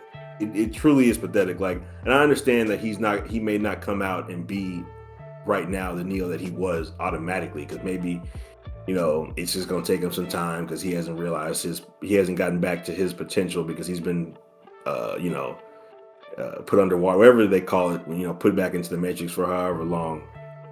But bro, Neo was a badass, and he was not a badass in this movie by any stretch of the imagination. Carrie-Anne Moss carried him basically through that last half of that movie, and all Neo did was block every bullet and block all the rocket launches that were coming their way. I didn't see him jump in anybody. I didn't see, you know, no homo. I didn't see him do anything crazy, Jay. Like, I never saw him do anything like the stuff that we saw in I didn't see him do any of that. So them making him as weak as he was, that to me, that killed it. And then the ultimate one for me was the Trinity thing was stupid. I understood that the love of them was really strong, and that we kind of followed that through the first 3 movies. Cool. Loved that in the first 2 movies. That was great. But her basically having the 1 powers out of nowhere didn't make any damn sense. Nowhere in any of the Matrix iterations beforehand, or him speaking with the architect in the first movie, did they ever mention anything about Trinity having the ability to become the one, or there being more than one at the same time? So for this to just happen out of nowhere, and for her to just get all these powers, for him to jump off that building and her hold him up, I wanted to cut the movie off at that point. Like, I really did. Luckily, we were already at the end of the movie, but I wanted to cut it off, because it's like they shifted the focus from this one guy who we thought was like the Messiah. He was the savior of the people, to now it's these 2. Not to mention, and we'll get back on Jada Pinkett Smith, because I forgot you mentioned her a few minutes ago. And they even referenced this in the movie, which I thought was perfect, because it kind of felt and summed up how I felt, which was she cared about growing strawberries more than she cared about saving people in the Matrix. And that is the premise of what the damn Matrix is. Trying to get the people to realize you're in a computer simulation.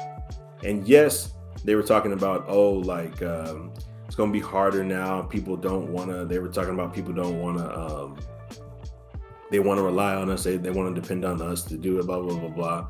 There should have been ways for them to figure out how we can convince people to leave the Matrix without them wanting to stay. You know, obviously you can't save everybody at one time, but there should have been more of a focus on that, because that was the main premise of the movie, was save the humans from being slaves to the machines. And I like the whole thing of, now there's some robots who sympathize and that are actually on the side of the human, because they didn't believe in, the way that the other robots did and stuff like that. And that's cool. Like, that would have been a nice little nod and something to add into the movie too. But at the same time, man, our main goal as Zion, or whatever they call themselves now, is to free minds. That's the goal. And instead, y'all just want to grow food and live comfortably somewhere in the middle of the earth. Like, that's stupid. That's not the Matrix. So with that happening, with the whole tone of it kind of felt like it was more of like a jovial tone to the movie. Everything was all bright and colorful, and for a large part of the movie, it just didn't feel like the Matrix at all. Like, when I first watched the Matrix as a kid, this felt like one of the coolest ideas for a movie that I'd ever heard of. The gritty that they brought, the dark tones and the colors in the sky and the way that they were doing, like, you could tell when you left the Matrix and when you entered the Matrix, like, stuff just changed. Like, I didn't get that feel at all watching this. And so for me, it just felt like this is kind of almost a waste of my time. I went back and forth debating on whether or not they had a chance to redeem themselves if they were given another movie. But ultimately, I don't think that they would. Even if you gave another movie, I think they would just convolute it even more and find a way to make Trinity more of the star again than Neo, which would piss me off, because once again, nothing against her doing her thing. if you're gonna focus on the story of the one and actually what his purpose was, then let's do that and let's continue that. Don't bring other characters in that take away from that. So yeah, man, 2 out of 2.5. Like I said, I agree with you on the better younger actors. The Neo Trinity thing was cool. They just took it way too far with giving her the whole one powers thing. Yeah, it's a movie that I'll never watch again. I can say that. Yeah. There's nothing that's gonna make me come back to it, to be honest. So yeah, this is. I'm just looking forward to the next John Wick now. So it seems like John Wick is working. Uh, I don't think, like I said before this film, I didn't think they needed another Matrix film, and I just don't think they need another. I hope they're not trying to do another trilogy. I think this is it. But apparently, Lana said that she had another story to tell, and this was it. And I don't know if this leads into like a new trilogy. It seems Hopefully like not. that. Hopefully not. It seems like it's going that way, but it's barely making back its budget. If it didn't, I just don't see how. But I mean, they probably don't care because this movie came out on HBO Max too, so it was going to lose some money either way.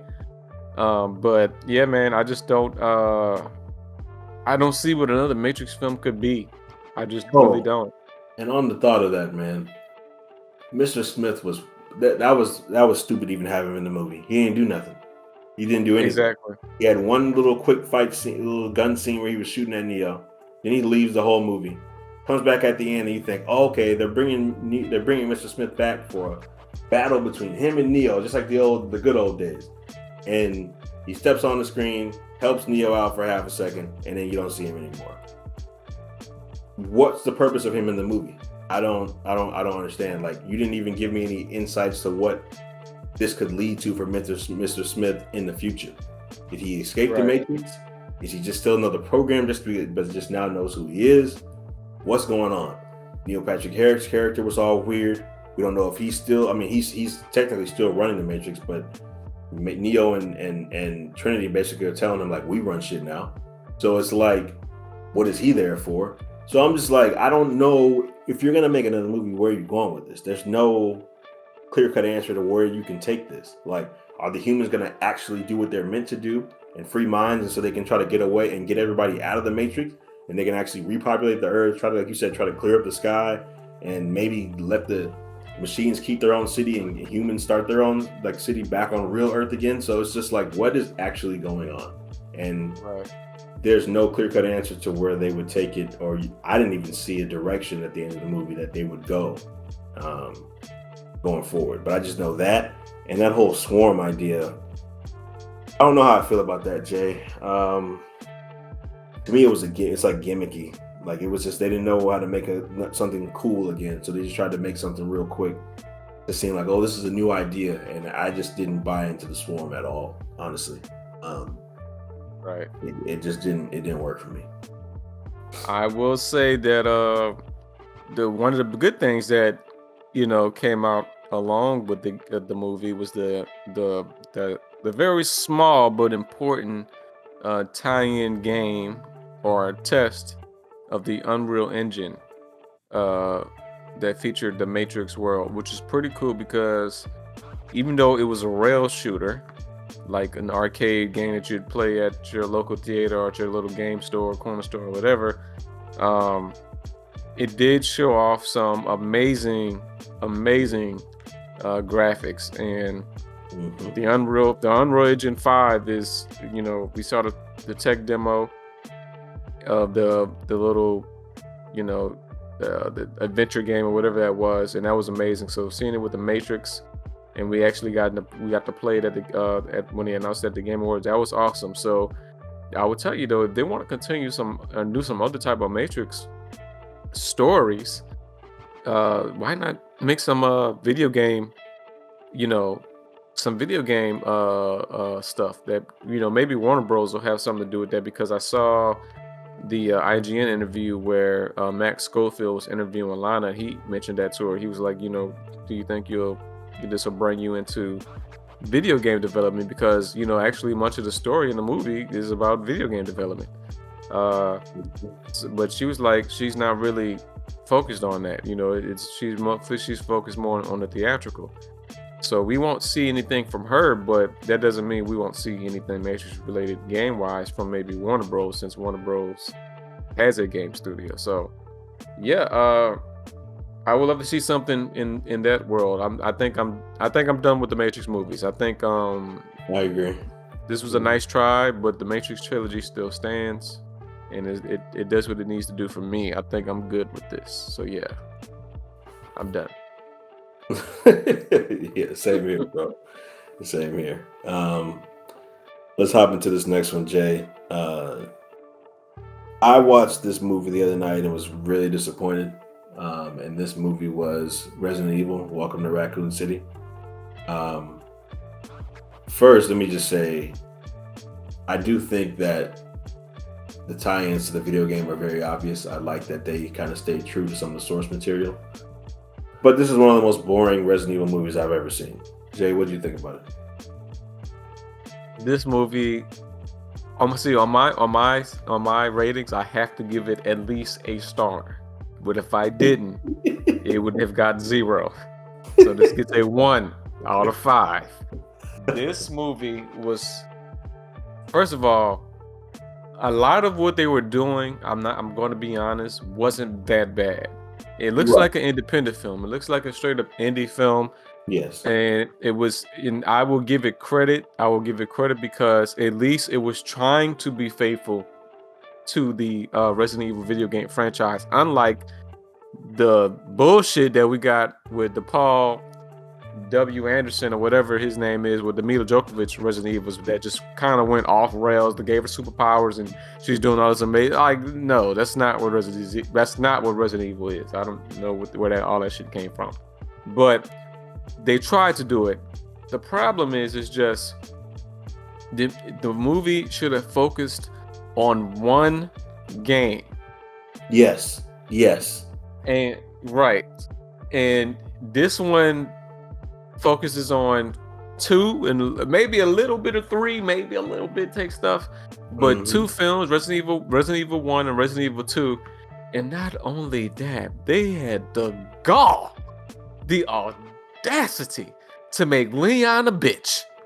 You automatically get a 1 star just from that. Right.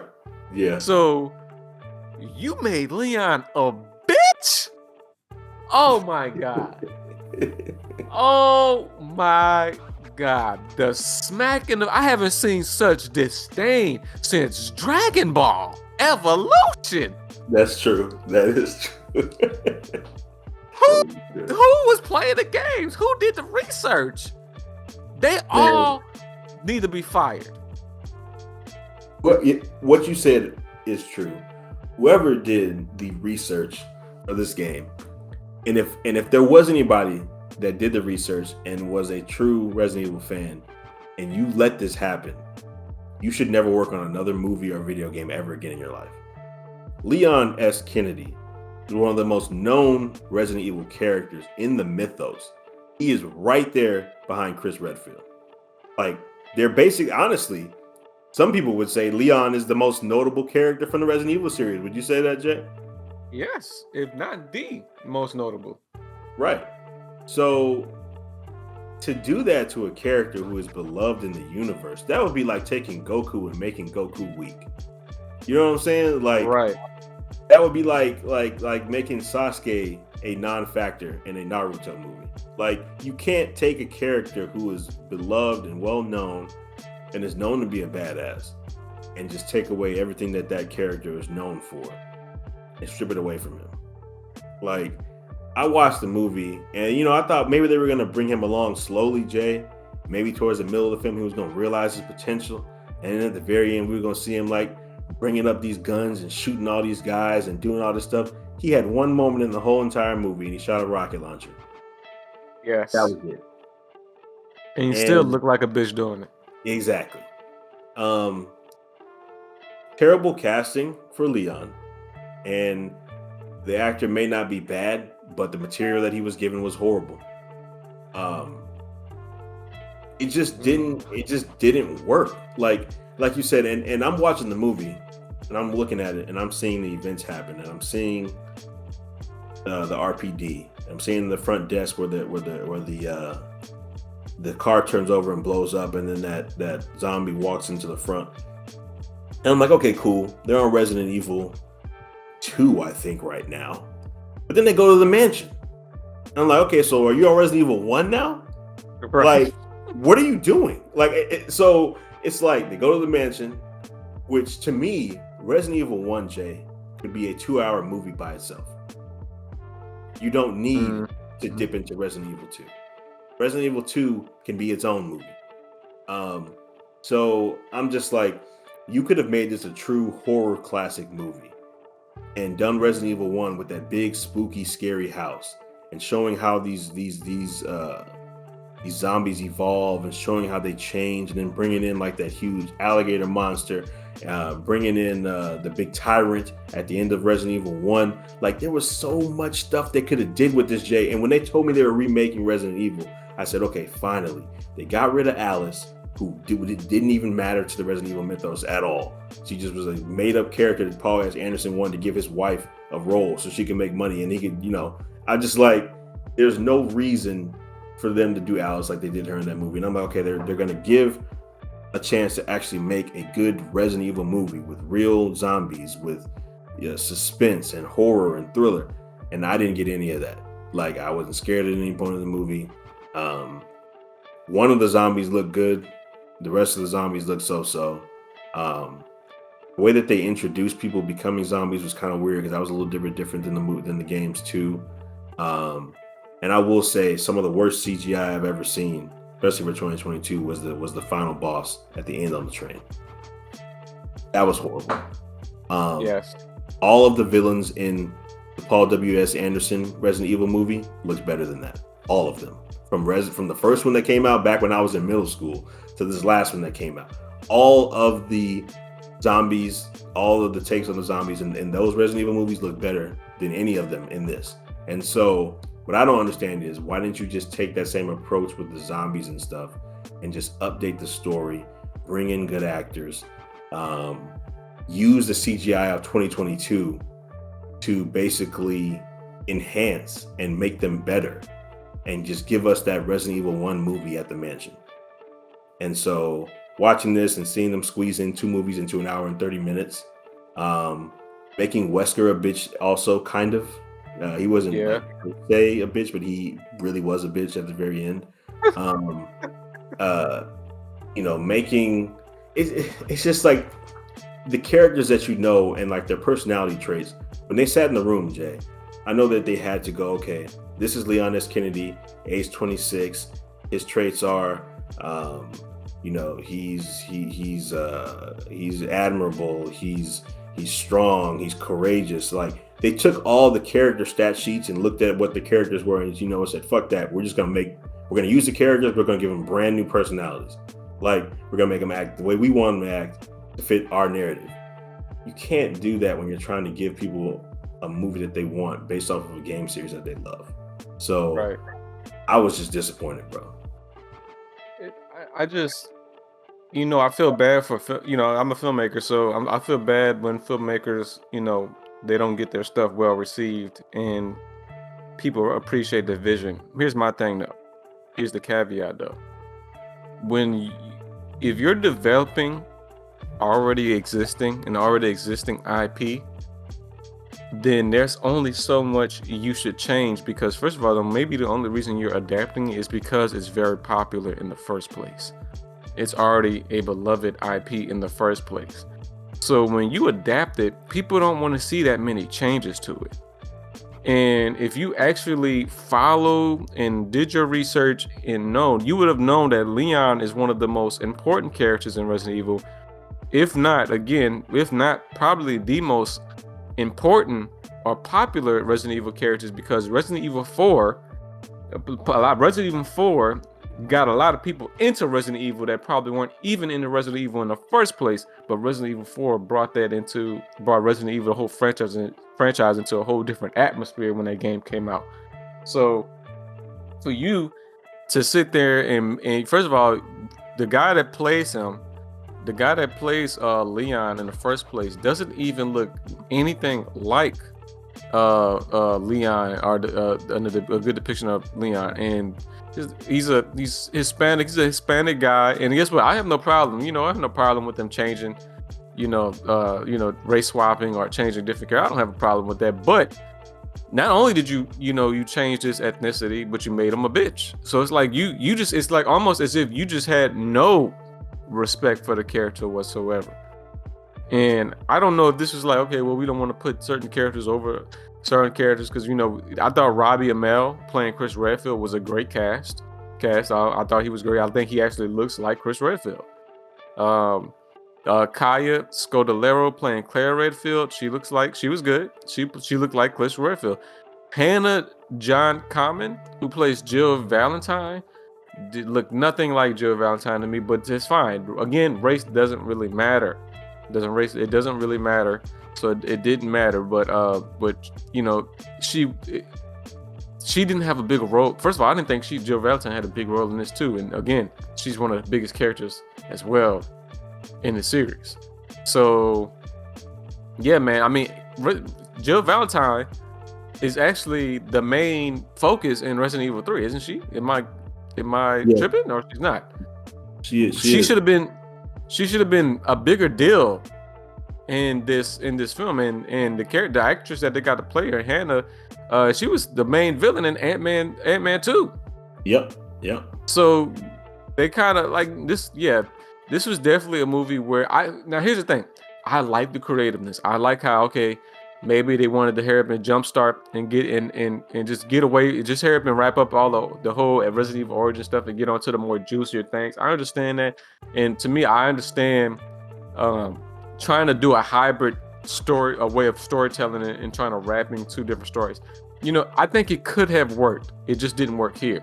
The people behind this one just weren't able. They just weren't the ones to make it work, because this wasn't it. And we didn't get to see Mr. X, at that too. Like, it was really the main villain was William Birkin. Right. And we didn't get to see Tyrant. Like, we didn't see Jay. We didn't see. And coming from someone who is a true fan of the Resident Evil series, this is why I feel like this. I played every single game that Resident Evil has had. I played all the remakes to the games that Resident Evil has had, and I know how you were saying, Jay, that they're trying to do a hybrid, and maybe they want to get away from telling the origin story of the first one or two games or whatever. But here's the thing, guys. You never gave us a true Resident Evil origin story of the first game or the second game. You gave us Alice. Alice didn't mean anything. She was not a character in the Resident Evil universe. You gave us 6 whole films on Alice and about Alice's journey of eventually learning out that she was a clone. We didn't need that. We didn't need any of that. And yes, I watched them all like a lot of people did because it was Resident Evil and they had zombies in it, and that was a thing back then. But we were thinking this was going to be the movie that was going to give us the actual origins and show us Wesker becoming Wesker, Claire taking on her thing as a part of Star's Team A or whatever they were in.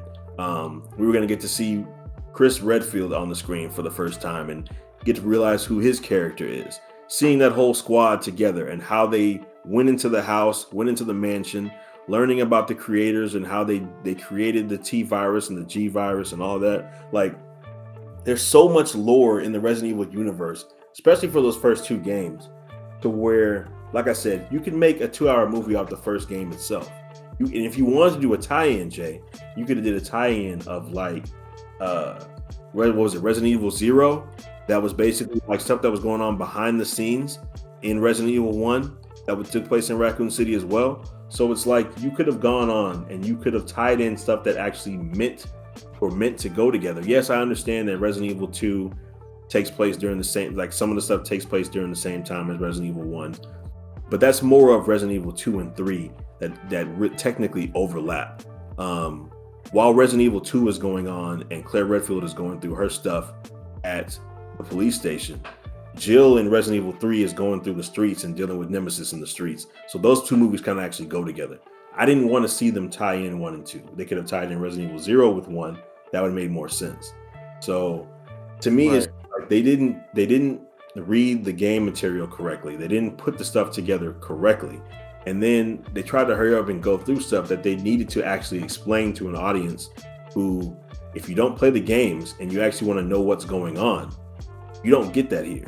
You just get a rush story that briefly touches on stuff. And then William Birkin, who, yes, he is a villain in the games and he does mutate like he does in the movie. He's not the main villain in that first movie.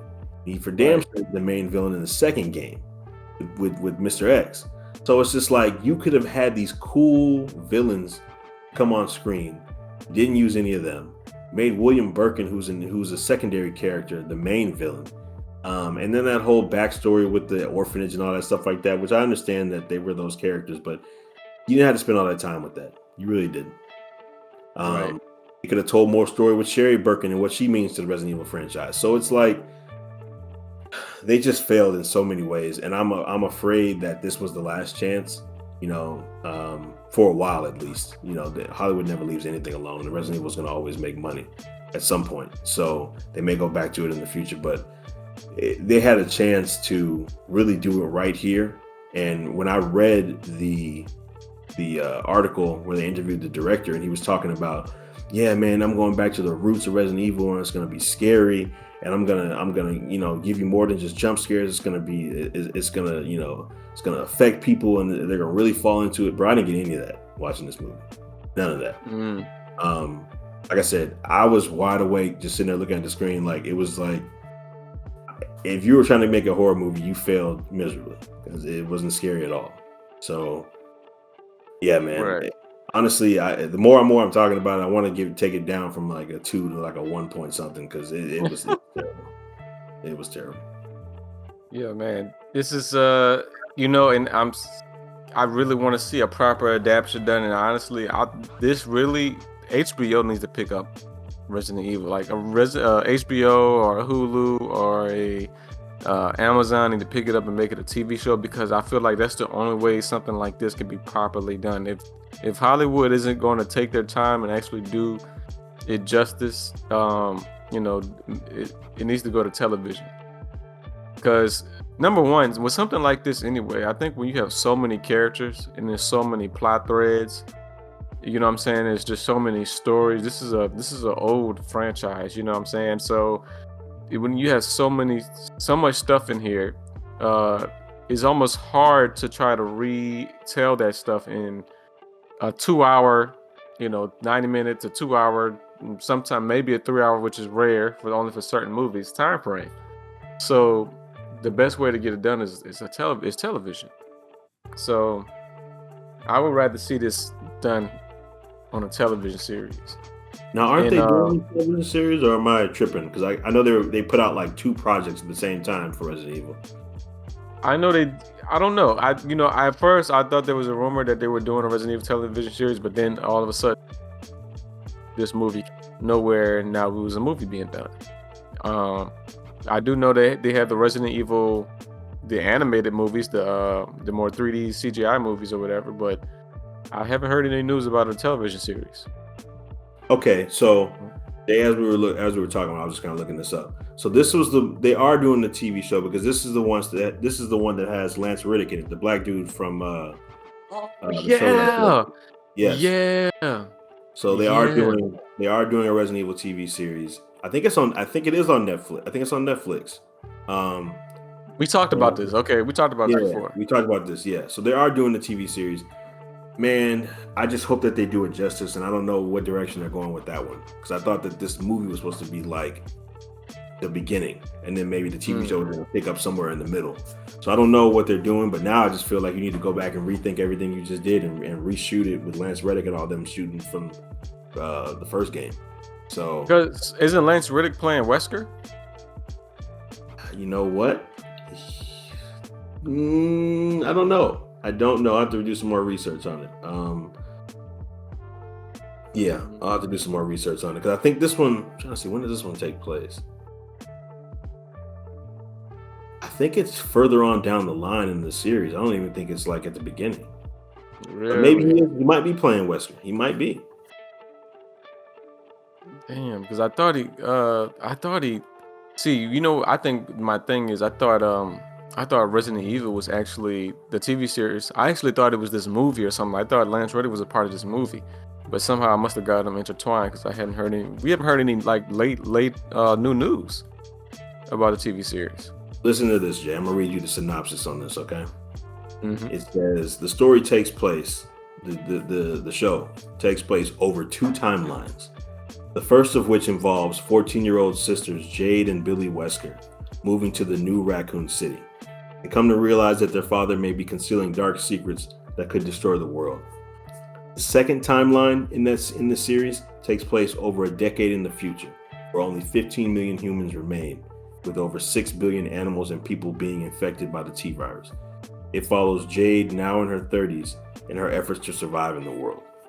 So, This is garbage. once again, Oh my god. nothing to do with the characters we know and love in the Resident Evil series, except for Lance Reddick possibly being Wesker. So, yeah.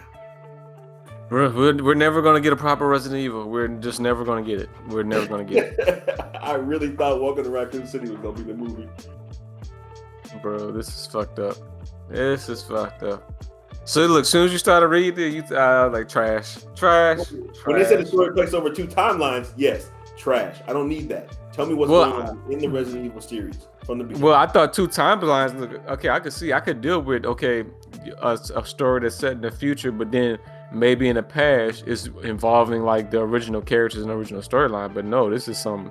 All right, fuck it. Yeah, I'll just stick to the games. Give me a new Resident Evil. Oh, That's man. not first person. Wow. So yeah, But yeah, nothing to look forward to on that front. I guess I'm gonna have to look forward to Resident Evil 9 now, the video game. that's all we can. Man, Resident Evil 8 Village was such a good game, bro. And then basically continuing the story once again, tying back into the other Resident Evil games. Whew. So yeah, I guess I might have to just look forward to the next time they make a Resident Evil game, which will probably be another 3 or 4 years from now. So Yep. that's crazy.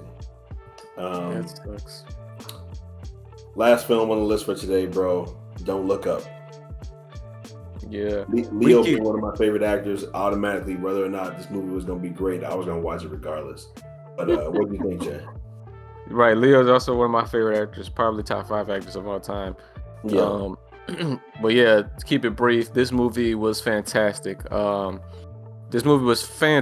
would say that I compare this movie, to like movies like Armageddon, Deep Impact, but this one is definitely is a comedy.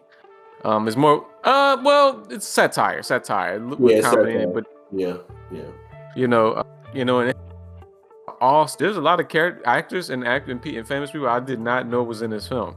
And this was hilarious. I love Kate Blanchett. She killed her role as the news anchor. She killed her. Yeah. So they had Kid Cudi in the film, Ariana Grande, Ron Perlman was shooting at the sky. You'll never take me alive. That shit was hilarious. I started laughing. Oh man, this movie was good. But basically, this movie is about two scientists, Jennifer Lawrence and Leo, discovering that a comet, a world-ending comet, is on its way to in direct impact of Earth, and is going to basically wipe out all of everything on the planet if it's not stopped. And the whole movie is essentially just them trying to convince the president and everybody of the world through media outlets that this is a serious thing, and that NASA and all the other countries need to do something, and like they're really not being taken seriously. Like, you see both sides of the political spectrum. You got the left side taking it seriously, the right side, they like, oh, it's a lie, it's a big lie, it's it's this whole little shebang or whatever. And then at one point, everybody realized that it's a real thing, and the world just starts going crazy. So it's very hilarious. You have what's his name? Let me find his name really quick. His name is Mark Rylance. Mark Rylance played the creator of the game in Ready Player One. He played like the nerd guy that created the whole metaverse in Ready Player One. Well, he plays basically an amalgamation of like Steve what's the Jobs. guy that created? Yeah, like Steve Jobs, Elon Musk, all the Yeah. you're right, all of those people, and it just shows you like how we rely so much on these people that we kind of deem intelligent, and they really have no answer or anything to really save us. And it just shows us that a lot of the things that are very important we do not take seriously, and by the time we do take it seriously, it's too late. Mhm. And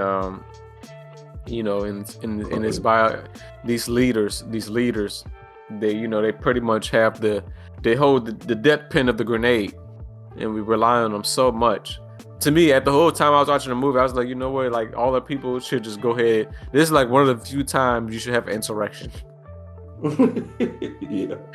Like you should have a January 6th resurrection. That's one of the few times, like not some stupid fucking people believe in some. But then again, it's all kind of the same shit, to be honest. You know what I'm saying? People believe in what they want to believe, and not believe in the facts or the truth. So, but yeah, it's a very interesting film. A very interesting film is on Netflix. It's already being nominated for a bunch of awards. Like it's being nominated by the Golden Globes for Best Picture and Best Music or Comedy. So and it's really good. Like I saw at first, I didn't really know what this was at first. I thought it was like some serious film based on like global warming at first. I didn't know it was like asteroid disaster movie. Well, At first. they had pitched it as that at first, Jay. When I first heard Oh, that okay. when Leo was doing this, I first heard it was going to be like a movie that was going to deal with the pressures and the seriousness of global warming, and that's all they said about it. And so when I first saw the trailer for it, I said, "But this is a comedy." So Right, right. Leo in a comedy, like I didn't understand what it was, and then I watched it and I was like, "Man, this is genius." Because this is basically just showing, what they're interpreting people would act like during an end times event. And it also ties Right. back to the global warming and how certain people feel like it doesn't exist and how the signs are there, but people aren't paying attention to it. So I'm just like, this was a smart and intelligent film. But the two things that got me was, I think the funniest part in the entire film was when they were out there and they were launching the nukes to go blow it up. And it was not fail proof, but basically they were like, there's like a 96% chance if we can get these nukes out of the atmosphere and towards the rocket, towards the comet or towards the meteorite, we can blow it up and it'll blow into little pieces. And there might be some fallout, but it won't be that much. But it's a 96% chance that we can actually destroy it. And so Leo's out there and he's on there, and they launch the rockets. The rockets go into the air, and they all get off the ground. And so Leo was like, okay, well, they all got off. We're up to an 86% chance, 86% success rate. And everybody's clapping, and the whole world, like people in the world are watching, everybody's clapping. And then there's this guy that's watching it from from the lawn of the launch. Him and this black dude are talking, and he's looking up through his binoculars, and he said, are they turning around? And then the black dude says, no, they're not turning around. It's just a change of course, a military exercise. They go through this all the time. He was like, nope, they're definitely turning around. And like all the nukes come back, and you can see them just floating down, basically like they had aborted the launch, and all the nukes just start floating back down towards the earth. Funniest part of the entire scene of the entire movie. And come to find out that the character you were just talking about, the Steve Jobs like character, he basically tells the president, like, okay, go ahead and abort this because this can make us money. To me, which is the stupidest thing, but I could see somebody saying that. And I'll also say another good performance. I'm going to say, to me, there's two standout performances. Even though I love Leo, there's two standout performances. My boy, and I'm forgetting his name at the moment. I just had his name in my head. Jonah Hill.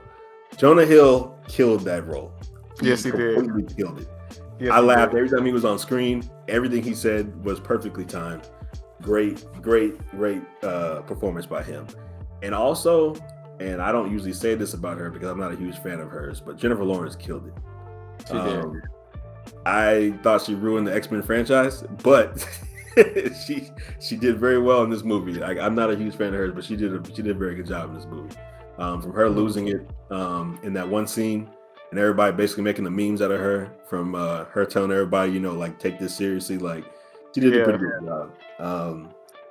But yeah, the whole scene where the dude tells the president that they can make money off of all the rich materials that are going to be on this comet.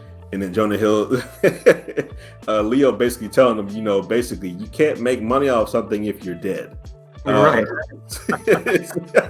And then Jonah Hill was mocking Leo, talking about, oh, so you're saying that it's wrong because we want to be rich and we want to make money. Like, bro, I laughed the entire time, every time he was on screen. So right, he's like, it's wrong to be rich. Fine, okay. I was like, wow. Yeah, bro. So I just thought it was good, man. It was a great movie, and I knew I had planned to watch it from like whenever they first released a little trailer for it or whatever. But when I saw it was out on Christmas, I was like, yeah, we'll go ahead and watch this. So I'm gonna tell you, I needed this movie. This another movie. It gets a 5 out of 5 for me. Great. Let me just say this: when I give 5s out of 5, that doesn't make a film like legendary. It just means that the film was excellent. It doesn't mean like, oh, this is going down as a classic. You know what I'm saying? So I give 5 out of 5 movies to movies that are just fucking good. Like I'm fully entertained, and there's low cons. So I just want to make sure people know my scale. But this movie definitely, like, I need this movie because this is an original story. You know what I'm saying? So it's an original story, and I'm seeing very few original stuff that's really entertaining nowadays. So, but this is an original story. Adam McKay, he wrote it, and Adam McKay is usually, he does a lot of stuff with Jonah Hill and Seth Rogen and stuff like that. So he does a lot of sketches. Like he did Anchorman, Talladega Nights, and stuff like that. But so this was really good, and like Jennifer Lawrence's performance actually stuck out to me because I felt like she was I think she was a person that a lot of people could identify with, because her character was like, like she had that scene where she was screaming to people like, this is real, we're gonna die. And I could see the frustration. Like if people were just sitting there and taking you for a joke, and you're trying to explain to them that this something is real, is happening, and everyone wants to be political about it and be like, oh, this is just some right wing or left wing thing, but it's something real, and you know the truth, and these people are just not believing you. It's just so frustrating, and you're trying to say these people lies or just let them know, so I can see the frustration. So that was cool. That was really cool, and I like that, and it was very interesting. It was very interesting, and let me tell you the real story of what would happen. Before we end this off, EJ, what will really happen is that we found, and even if NASA knows about it now, that there is a life-ending, extinction, apocalypse level asteroid on its way to Earth. If it is on its way to Earth, you will not know until you see it in the sky. Yeah, I know, right? You will not know about it. It will be too late. It will be too late unless we know that there's definitely a way to destroy it and save the planet. If not, you will not know until you see it in the sky as clear as the moon and the sun. And by that time, it's too late. See, I felt like that, and I agree with you too. But I think the government would not want to get people to panic. I think the government would try to find a way to destroy it without us knowing, and then let us know, like, babe, we basically saved y'all didn't know about it. Like that's what they would try to do. And then if they couldn't, we just wouldn't know about it until, like you said, until we saw it. But then I was thinking, like, with the way technology is in 2022, and you got these people who can buy a $2,000 microscope from your house, and people who track these things for fun on the internet. Like, somebody's gonna say something. We may not believe them, but somebody's gonna let us know, hey, there's something that we've been tracking that's coming towards us. And whether or not we believe it, comes back to the movie. Like, I mean, do we believe that these people are telling the truth? But the thing is, with the movie, it was so obvious, and they're professors and students at a college with technology built to track this stuff. So yeah, it's just, I don't know. I just thought it was a really timely movie, and I hope it does win some awards, because it definitely does well. It definitely did good. True. So we'll see. But yeah, great movie. I enjoyed it, and I usually do like apocalyptic movies. So, but yeah, it's up there now. Up there with Deep Impact and Armageddon. I was like the whole time. I was like, they had that dinner scene, and then I was like, I don't want to close my eye. I was wondering where they were going to kill everybody. I was really wondering. And hey, that scene was fucking good, bro. It was. You got it, that scene. Because you were waiting the whole time, like, oh shit, you know it's coming. You know it's coming. Right. The tension. Yes. I was wondering, I was like, well, maybe they'll make it break up at the end. Or maybe they'll find out that it actually comes close, but it doesn't actually hit. Like, and then nope, it hit. And everybody died. So, yeah. And, oh, wait, one more thing. And then we find out, well, we find out toward the end that of course all the rich people and all the important people, all the white people, not sorry, but all the white people, rich white people have created an ark, a spaceship ark to bring them to the next Earth-like planet, and they make it there and they land. 20,000 years, right? Something crazy like that. Yeah. And they make it to the planet, and the planet has like life already there, but these animals, and they start trying to, in a typical white, rich way, they go over there and trying to pet the animals as if they wouldn't do anything, and the fucking animals start eating everybody up. That shit was hilarious. That was hilarious.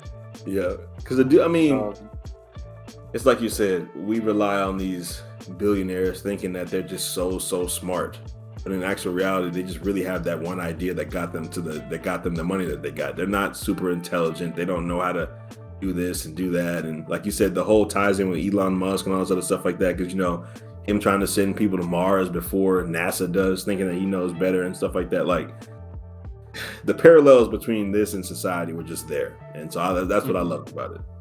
I will say this in the defense of Elon Musk. I don't think he's trying to beat NASA. I think I think there needs to be private institutions where there's private space travel, because what that does is that makes sure NASA doesn't have a monopoly over space travel. Like, the only way we can travel and reach the farthest of space and explore space is only through NASA or China. Like, you know what I'm saying? I feel like if you have the smarts and you can build a company and you can invent, be innovative, you should be able to do that too. So I think that's why I like Elon Musk in that aspect. So I like what he's doing. I like what he's doing now with like building the rockets that come back and land down and shit. I think you need competition, because that makes our planet have more options than just one fucking option. There's no reason why we should only be relying on fucking NASA. I'm sorry. You know what I'm saying? True. That is true to a degree. Mm-hmm. Elon Musk makes rockets, and he's good at the, I don't want to get the term wrong for what that is. I don't want to get the term wrong for what that is. Yeah. And he's good at that type of science for that type of stuff. Sending human beings to Mars without having the proper individuals who study and research and do all that is not something that you can just play around with and say you're going to send people to another planet, which has never been done in human history. I'm not saying that NASA needs to have a monopoly, but NASA has all of the scientists and developers and people who have been studying this stuff for years. And if he truly is doing that, from the last thing I remember about reading about Elon's whole setup and this whole him trying to send people to Mars thing, he has no experts in the field that are researching this stuff on how to actually do that. He's going with hypotheses and theories that he has, and from other people that he found stuff with on the internet and people that he knows, and trying to work out formulas and see, would it be possible? And I think I can do this quick. I think I can do this in the next 10 to 15 years. The only thing I'm saying is if you really do want to be competing with NASA and making it to where it's not a monopoly, is go get those experts and hire those experts and put them on your staff, and then show us that you have those experts.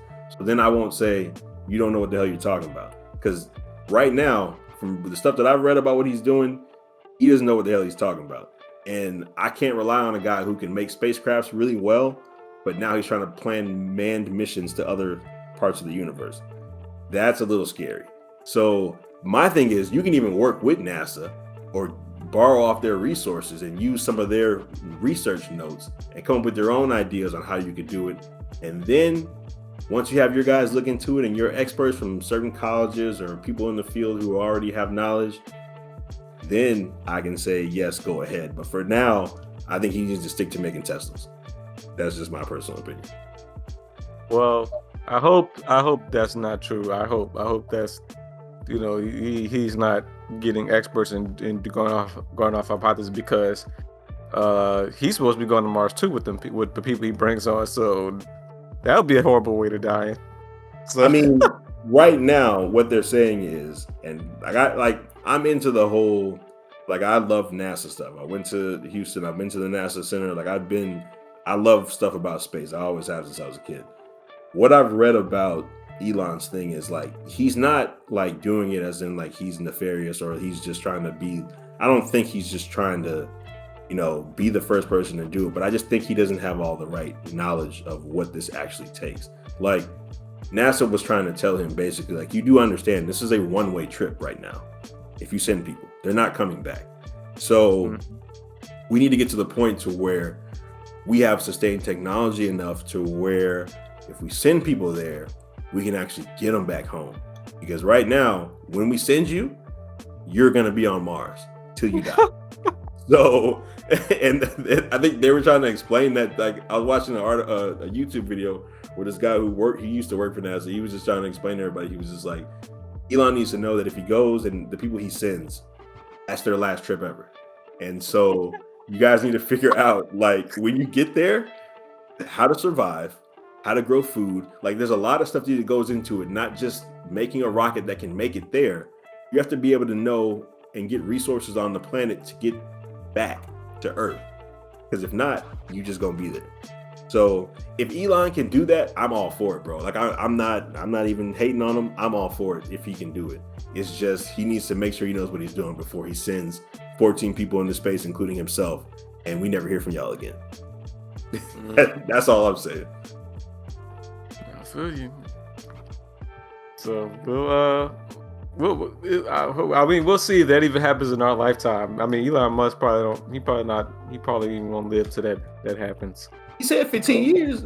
I'm praying I'll be alive. You know what I'm saying? So 50 years, it'll be pushed back 20 years, 30 years. We're in the age of delays. This ain't the video game industry. This is not the video game industry.